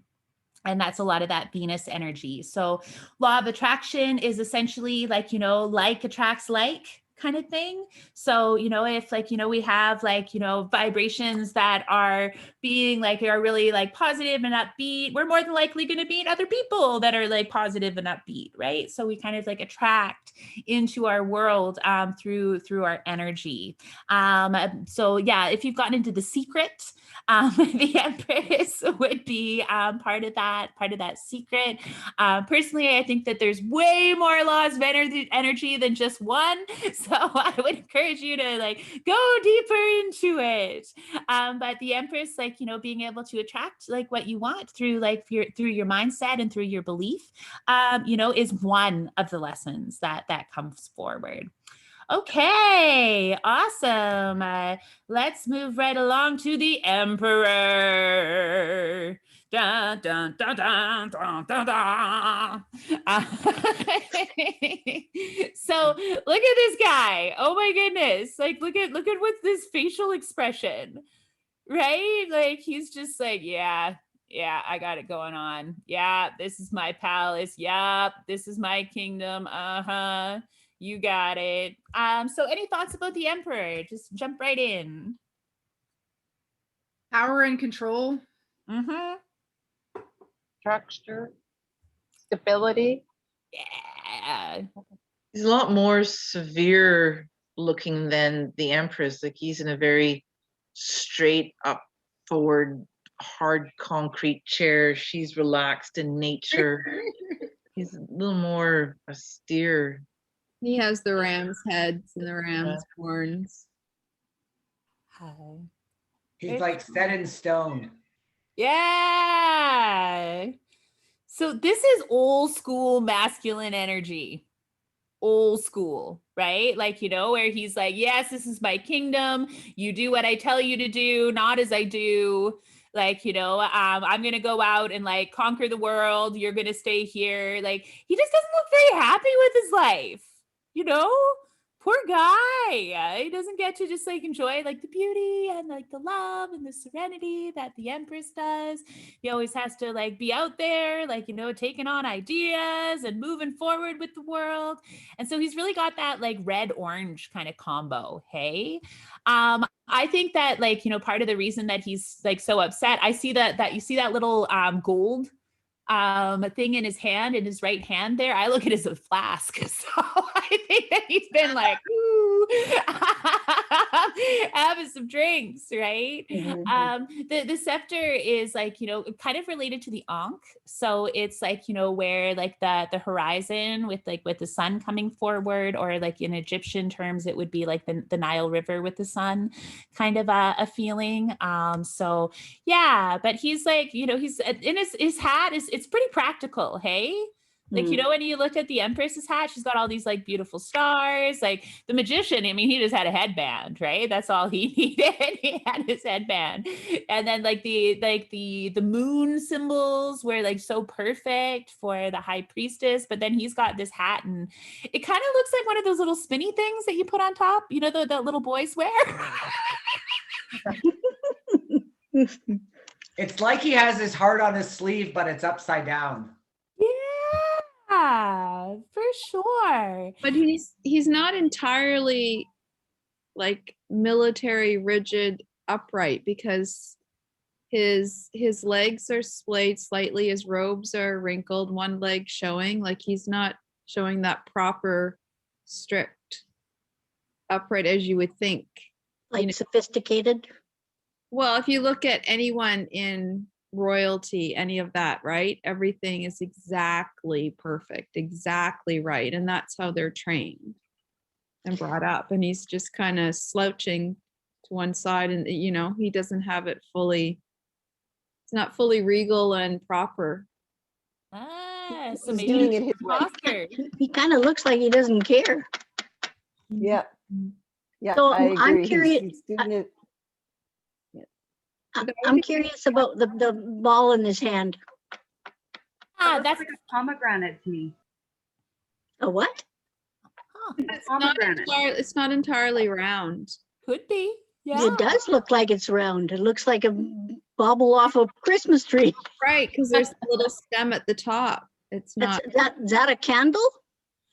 I look at it as like the flask that he's like drinking out of, but it's Oh, actually okay. like a big conversation that comes up because it's a bit of a controversy. Nobody really knows what it is, and so everybody just kind of like guesses what they think that it is, because it could be like a symbol of the globe as well. That's what I've been like, I've heard it of, is that like, it's like that round kind of like globe. And I think that it could have been like some kind of like ornamental thing back in the 1500s.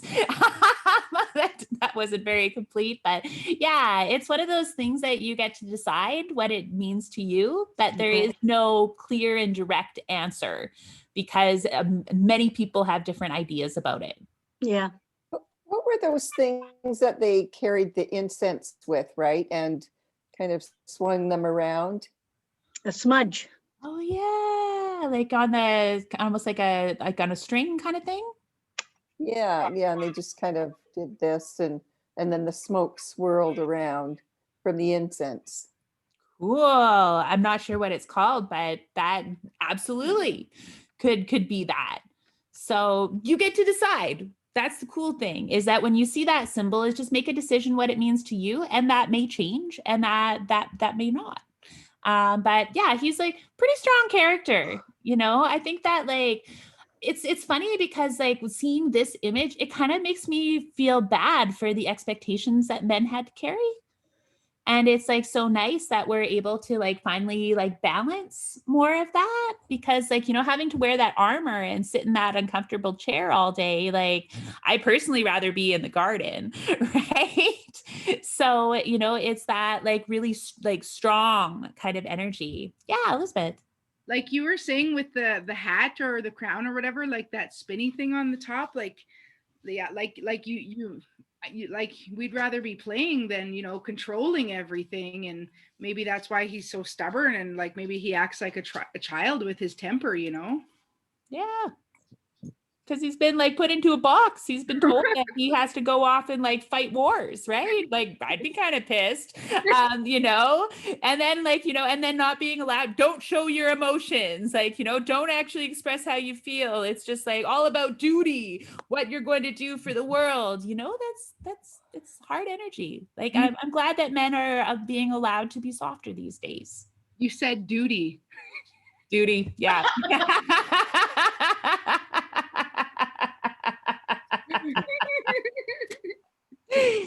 Oh, awesome. So here we go into some more of the keywords with the Emperor. So this is the father archetype.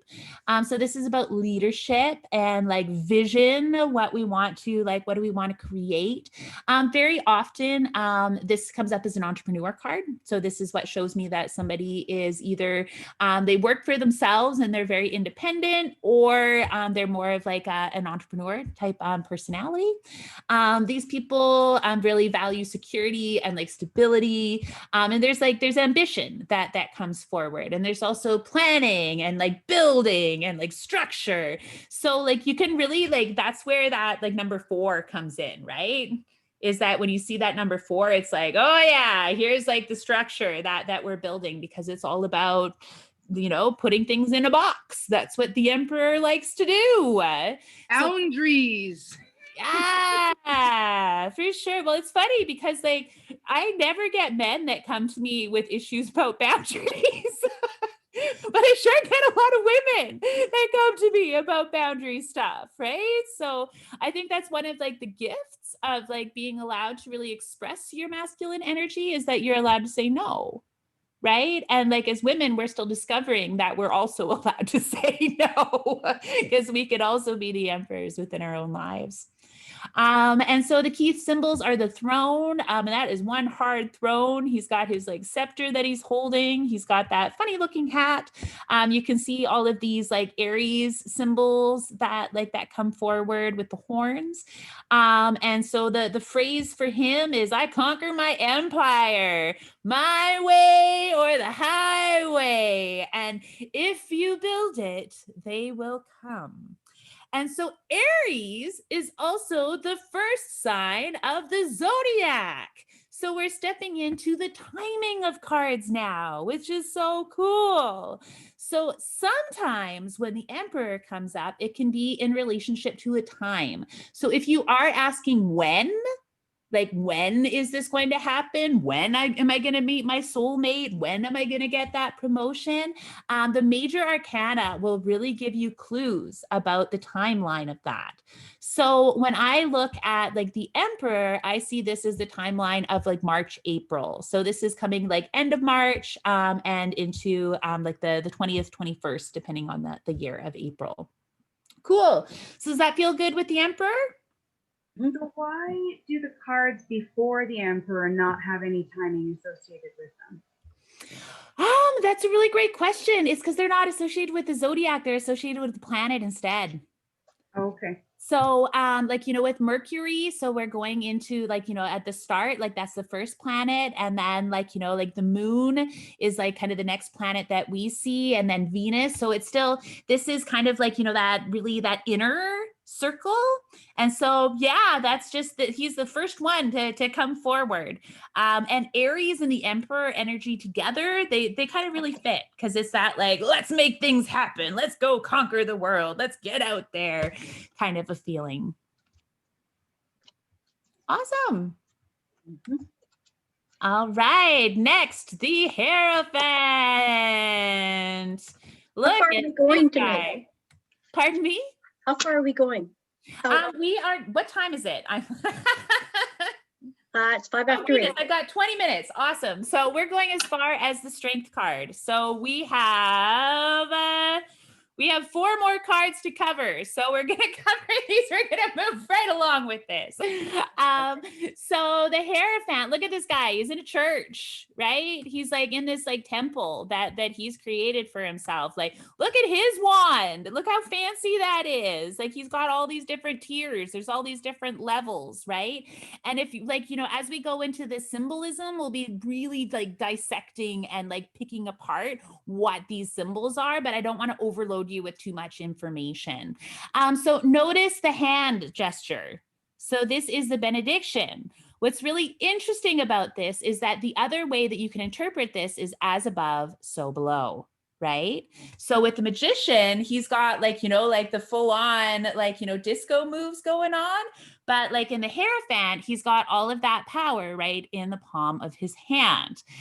Historically, they think that this symbol actually came from a pope that had nerve damage in his fingers.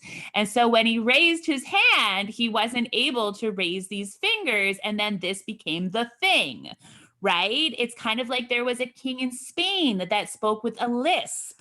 And so there is a part in Spain now where everybody speaks with a lisp, because that's how the king spoke. So that's what we have to do too.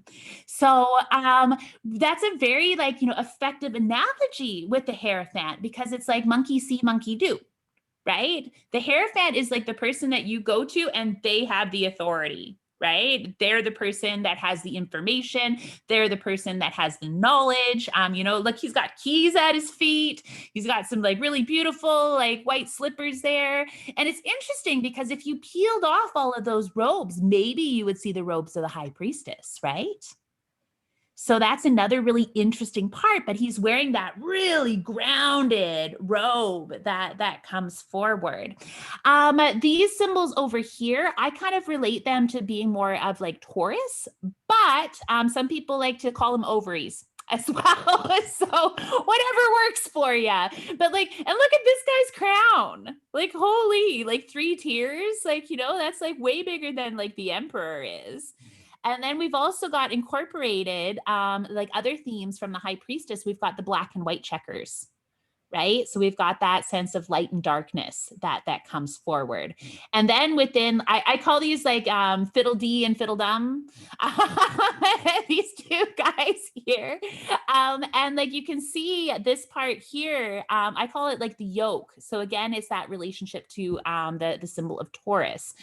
So these guys, and it's interesting because like within the magician, you see the roses, and like you also see the lilies, but this power has been taken apart. Interesting, hey? And so you have to go through the Hierophant in order to get the knowledge, to get like the wisdom that you are looking for. So when we are looking at the Hierophant, so Hierophant is society, it's religion, it's teaching, it's schools, it's universities, structures, systems. Often government workers come up. I see the Hierophant. I'm like, oh, you work for the government. Oh, that's so cool. You know, it talks about lineage. This is our heritage, our tradition, where like, you know, authority comes from. So that's like, you know, the kind of those key words around like the Hierophant. So just think society and think like structured society. And as we know, society is always changing, and that's that like hustle move that comes forward. The Taurus is really grounded energy. It's like stubborn, it's steadfast, but like, you know, it's always moving. So I do equate this more to masculine energy, and I have more of like an earthy kind of vibe. It's like, it's pretty, like, it feels to me like he's in a church or he's in some kind of temple that's been like built and like created like just for him. So the phrase for this would be, I carry on with the traditions of my society. So there is that authority. So when we are looking at timing, we're looking at April, May. So this is right after Aries.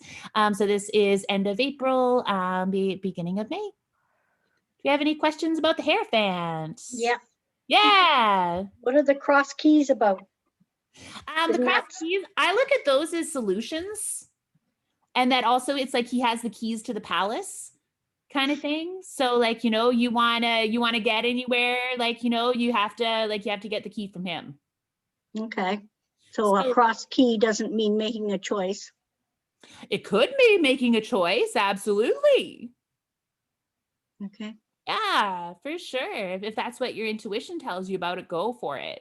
Yeah. It could be like X marks the spot. Like, you know, this is like, you know, a sign that comes up like when somebody's going to university, right? Or they want to know if they should go to university, and the Hierophant comes up. It's like, yeah, you should go to university and you can study and you can get the experience and learn from all of the wisdom there. So right beside it looks like a signpost. So that's making a decision of which way to go. This is the author's signature. What is this little the thing right next to the keys? Yeah. Oh, that's interesting. Yeah. So you'll see that come up a little bit. All right.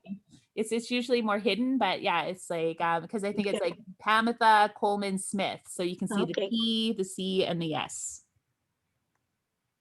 Okay. Yeah. Awesome. Moving right along, everybody's favorite song. Everyone has a love song. So this is the Lovers. Oh, yay. Look at this angel. So this is Saint Germain of the Violet Flame. Look at those beautiful, long, intuitive fingers. That's really interesting. In palmistry, when you have long fingers, it's a sign of intuition. So it's really interesting, the fingers and the hands of this particular angel. And then you got these like two naked people. So you could say that this is Adam and Eve. If you wanted to, before they get like, you know, the boot from the Garden of Eden. And you see like the temptations that are behind them. And it's interesting because as we go forward, the Lovers is related to the Devil card as well, things that we get addicted to.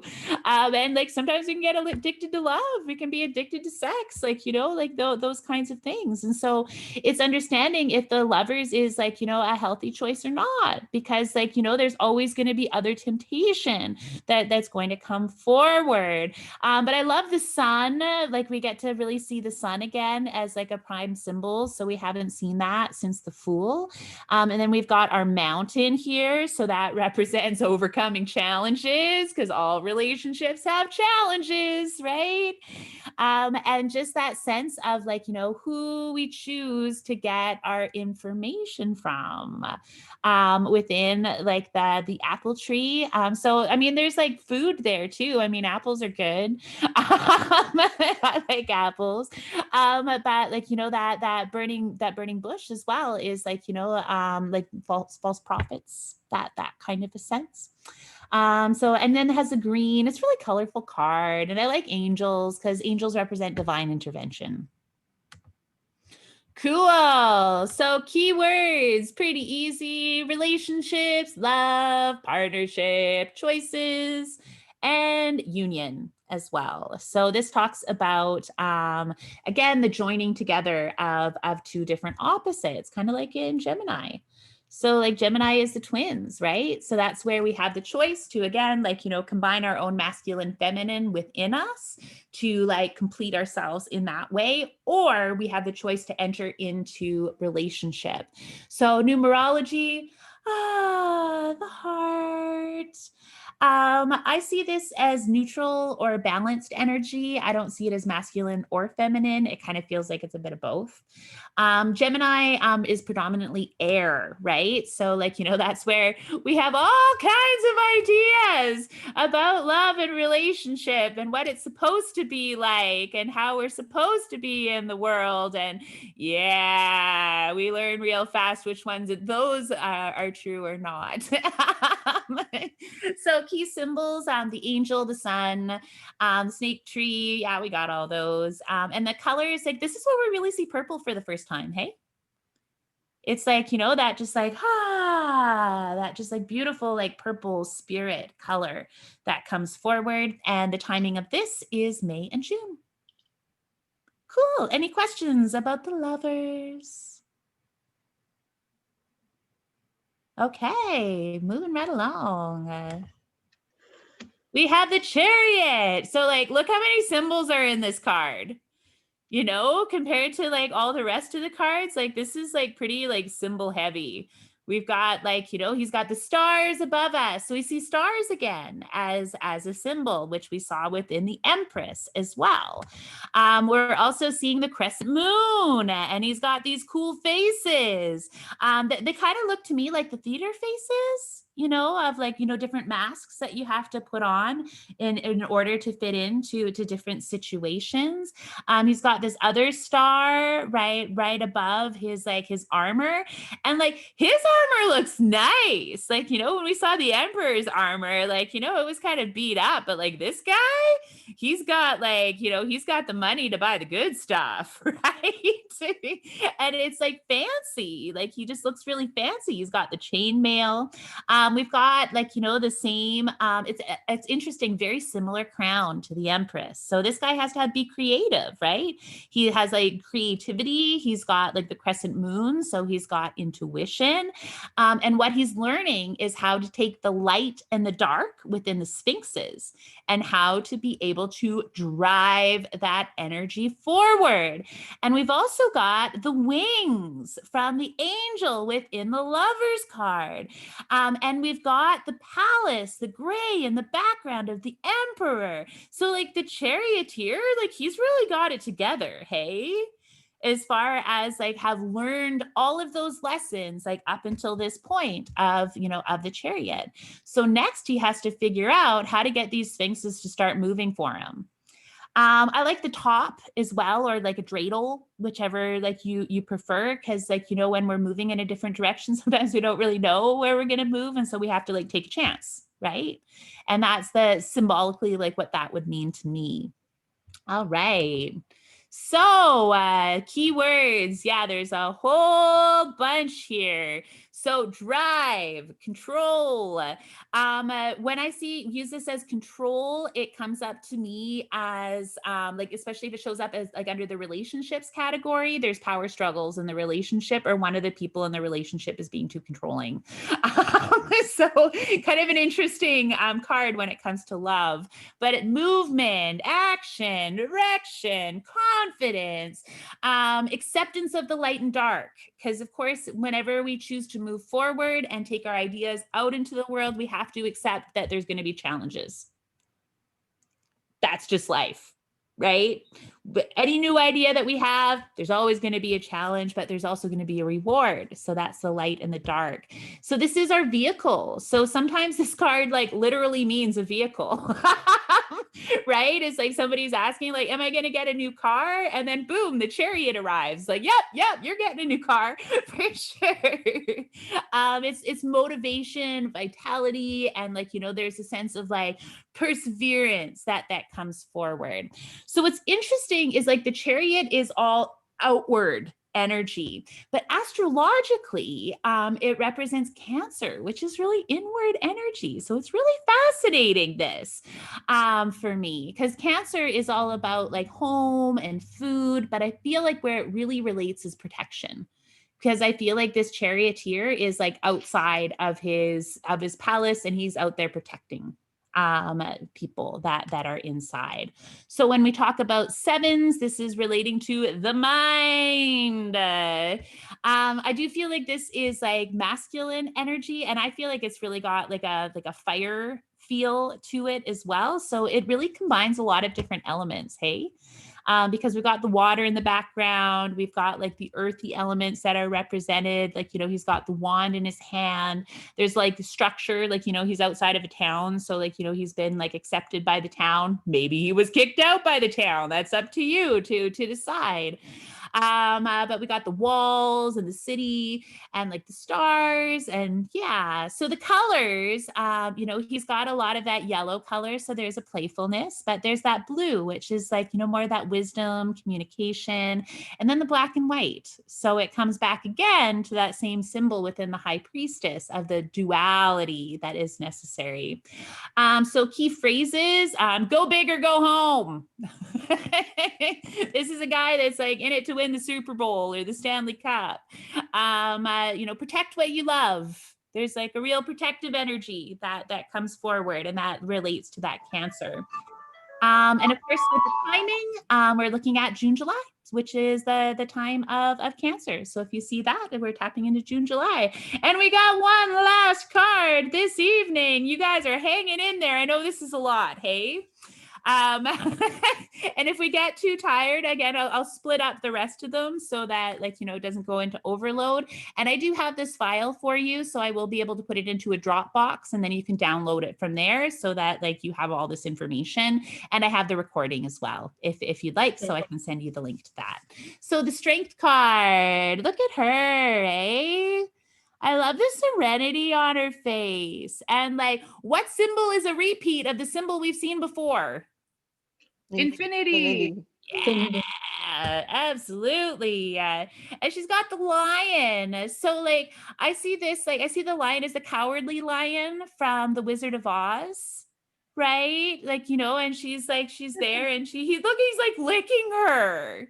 She's tamed the beast. And so like sometimes the way to be able to tame the beast, or like the inner beast, is through like calm and serenity. And like what I love, like, you know, that she's very natural. So there's just like, you know, like a instinct that comes forward within this card. The mountains are way in the distance, right? But like she's just facing what's in her present moment. So it's not surprising, and you probably already know this, that the Strength card represents inner strength and courage. It's like calm. If there's like, you know, a sense of just like belief in yourself, because like the charioteer, if he didn't believe in what he was doing, he couldn't go forward. And so it's interesting that the Chariot and the Strength card are actually reflections of each other, because they represent like, you know, like action, but in like different ways. So feminine action is like, you know, bringing forward control of the inner world, whereas masculine energy is like trying to take control of the outer world. So again, the inner outer reflection that we're starting to see as a pattern that's coming up within the tarot. So this is related to Leo energy. Do we have any Leos out there? Yay, Bev, awesome. So Leos are outspoken and they're proud people and they care about people and like social energy that comes forward. And so this is coming into July, August as far as timing goes. Some of the colors I love, like, you know, like the yellow and like the white of her dress is purity, right? Like it's innocence. Like sometimes in order to tame the beast, you have to just go tame the beast, right? And like, you know, she doesn't have any other belief that it won't happen. She's just there in the moment. She's like, you know, we're gonna do this, right? So there's like a really just like a beautiful calm about this. And so I see this card come up a lot when people are they've been like taking action and they need to keep going, right? Because like it's easy to start the action, but to actually keep persevering and to find the courage when the obstacles come up, like that gets a little harder. And that's where the strength card comes in to say like, yeah, you know what, like you can do this. Awesome. Any questions about our beautiful strength lady? Yes, Elizabeth. I seen this card always as like, come on, have strength, Elizabeth. But now I'm like looking at it like, you're doing great. Just keep going. Like calm down your mind. And wow, this makes a big difference. Because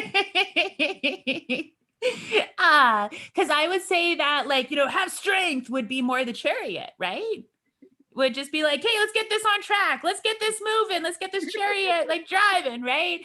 And then like the strength card, like she's all like, let's just like, let's go within and find the strength from here. And then of course the answer always comes. Sorry, and one more thing. I love how the strength is feminine and it's woman, you know, like, you know, it's just so cool. See, they even knew that 100 years ago. It's pretty sweet. And it's obviously a male lion. Yep.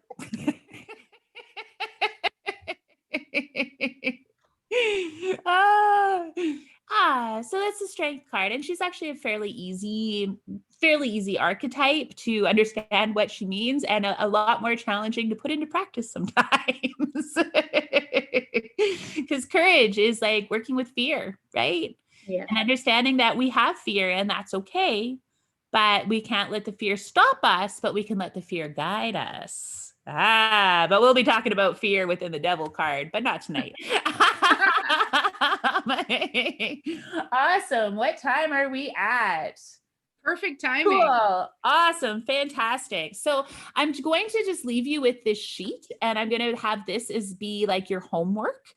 And so what I want you to do is to take a look at the different reflections that come forward within the tarot, because like some of these like themes are like a little bit like opposites, right? And so just see how that essence of duality or inner and outer starts to play. So I have put all of the masculine archetypes over on this side, and then I put more of the feminine archetypes on the other side. And then the Fool, I mean, it's the Fool, so I just put him off in the corner. Because like the Fool is like every man, right? Like, you know, the Fool is like every archetype, but like no archetypes at all. So yeah, so it just kind of gives you a sense of these like, you know, these reflective symbols that come forward. So yeah, well, we got through it. Well done, everybody. Yay. And so next week we are going to be taking the journey starting at the Hermit. So the Hermit is like the card where we decide, are we going into the underworld? Or are we just going to stay in the material world where it's safe? Because this is where a lot of like the deeper insight and understanding comes forward, is within this Hermit card here. So yeah, it's going to be a fantastic journey. So over the next week, you know, take a look at that duality. And the other thing is I want you to see if you can start calling some of these themes. So look, like, you know, look to movies that you're watching or a book that you're reading, and to try to see, it's like, oh, this is them having courage, right? Oh, this is them taking control of the situation in the Chariot. Oh, this is the Empress archetype. This is the mother that comes forward. Because once you start looking for it, you're going to see these archetypes everywhere. And that's when it gets like super fun, is when you take the cards and you're able to really start to relate them to life. Because that's all they are, is I look at it as just a map of life. So it's like showing us what the roadmap is and what the themes are and what the influences are, and sometimes giving us that little, you know, insight into the future as well. So yeah, so thank you, everybody. Well done. Yay. Sandra. I would be curious to know what everybody resonated with the most, because like the High Priestess almost made me cry. What was your favorite card? Well, my cards are different from your cards, so. I like the Fool. Yeah. I like the strength one, the last one. Me too. I have to laugh because when you brought up the Empress, she was the one that you'd go there if you were going to have a party or anything. Now, I went and had a reading, and I was having a bunch of company coming, and I did not want to deal with it. Didn't I get the Empress and all this about the Empress? And I'm thinking, no, I don't want to be the Empress. No, because you're tired. You've been working all. Anyway, so it was exactly what you said. Yeah. Mhm. Yep, spot on. Aww.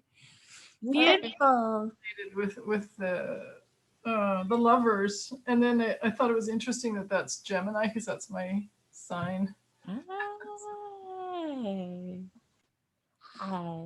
Mm-hmm. Cool. That's good. That was a lot of info we had tonight. Okay, and I did tone it down, so I will do my best to bring it back again. I'm glad it went on so long, because I will have to sneak in here around 7 each time. I'm going to be late, but I'm still getting so much out of it. Awesome. And if you can send the links, I'll catch up on what I missed. But I'm glad it's lengthy. Because I think that this is kind of what it takes to actually, you know, get into the cards. Really, like, you can spend an entire week on each of these themes, right? Like, so just understand that we are just touching the surface here. Yeah. And that, like, you know, as we really start to like unwrap these, like, you know, these themes, because like, especially when we go into like mother and father, right? Like, those archetypes have completely different connotations for different people. Yeah. Right? Some people have really good relationships with their parents. Some people don't. Mm-hmm. Right? So that's where we get into the light and the shadow of each of these. So yeah, I don't know. It's so fascinating, but yeah, I am trying to pull it back. So I will do my best to simplify it. But you do have the recording, so please go over it again, because it's always nice to have a fresh listen. You know, maybe next week, just so that, like, you know, it's just clear in your mind again, and just to do that review. And also, if you haven't done the sheet, do the sheet for these. So that'll also give you an opportunity to be able to write everything out. Did everybody get the sheet? Which sheet? What sheet? Okay, so I will send out the sheet. So I have a cheat sheet that I did. There was a file, a PDF that was sent with the email of the Zoom all right. And, It's at the bottom of the email. Okay, thanks. Yeah, and so you can use that as a way to be able to review all of this information by writing it down. And then you have a beautiful chart that it has all of that information, so that, again, you can get off the book as soon as possible. Use the book when reading for yourself, because it's a nice way to get like your ego out of it and to, like, you know, to use the book. But when you're reading for other people, like, ditch the book. Yeah. Because it becomes a crutch It really does. And like the wisdom that you have in your hearts and your souls is like, you know, it's like, it's there. So like, let it come out. Mhm. Okay. Okay. Beautiful. So if you have any questions, oh, sorry, Lanny. Yeah, when you're saying ditch the book, what's the book? Yeah, some people use like they just have like different tarot books that they use, or like sometimes decks come with books as well. But like I think it's better to not learn with a book, because then you don't get too stuck in what like that meaning is supposed to be. Yeah. And it just allows you to kind of like open up to what you feel the meaning is. Because again, the greatest importance in this is what is your connection with your deck of cards.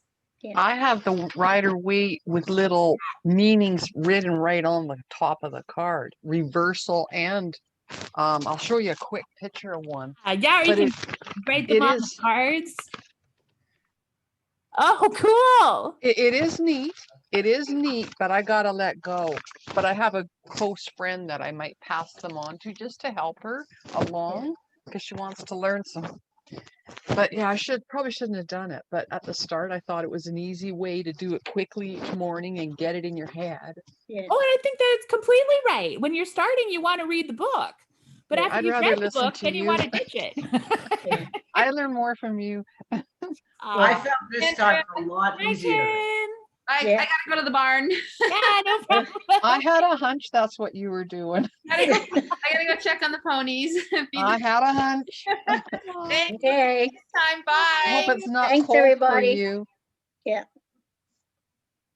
Okay. Awesome. Well, good luck, and I shall see you next week, and we're going to journey into the underworld. All right. Yeah, let's do it. Let's go meet Hades. Okay. Like hot bad I've already boy. lived there. I was married to him. But you're not My in marriage. You're free now. Andrea, how many cards will we be doing next week? So we did 8 today, and we have 22, and so that, oh goodness, where is my math? That'll take us to So 16 it's gonna be and less then next another week. 6. Yeah, it's like Another 8 will bring us to 16. There'll be 6 left over. okay, so we'll probably do 7 and 7. Okay. Yeah, we did 11 today, didn't we? I thought we went right to 9 actually. We I've did got 'em right 9. Oh here. yeah, we did do 9 cards. We did 9, yeah. I'm doing good for being tired. But the fool was 0, so. For sure. So the fool is like, you know, with the 0. So yeah, so 22 minus because we went up to 8. So yeah, we did 9 today. So the next 2 weeks are going to be a little easier. Okay. Okay. But it's just that all these themes kind of go together. Yeah. Because they're kind of the basic lessons. So it's kind of nice to bring them together. And then like the next 2 have like, you know, 2 more stages that come forward within the journey. I think us retirees are having a little harder than to keep it up with than the workers are, because we kind of have a leisure life sometimes. Yeah. Well, I know that you keep busy, Bev. I think it was perfect. Thank you, Andrea. Like, yeah, I don't know. Today seemed kind of doom and gloom, kind of. I was just trying to keep the energy up, and then for you to share your energy and your wisdom. Thank you so much. Oh, my pleasure. Yeah. Good. I was so glad I could slide in late. That was great. Wonderful. It's so wonderful to be able to share this time with all of you. And I'm just so excited because I am a total like tarot geek. Like I'm just like so into it. Like I know I just like really love this, and like the more people that I can actually like, because it's a language. Well, right? you're good at teaching it too. You're good at Definitely. that in there. Sometimes people know a lot about the subject, but they don't know how to teach it. And you do. Oh, good. Yeah, because I am a novice teacher. I'm still learning, and like, and so I do, like, it's like, it's like when oh goodness, when I was told to slow down, it's like, yeah, I am totally speeding. It's like, thank you, right? So it's like, working with, like, I'm really happy to hear feedback, because I Yeah. do want to make this the best experience for you guys Yeah, as possible. that's great. Yeah, thank you. Yeah, you're welcome. Well, lots of love, everybody. Yeah, Mhm. thank you. See you next week. Good night. Thanks, Andrea. That was fun. Bye. Bye.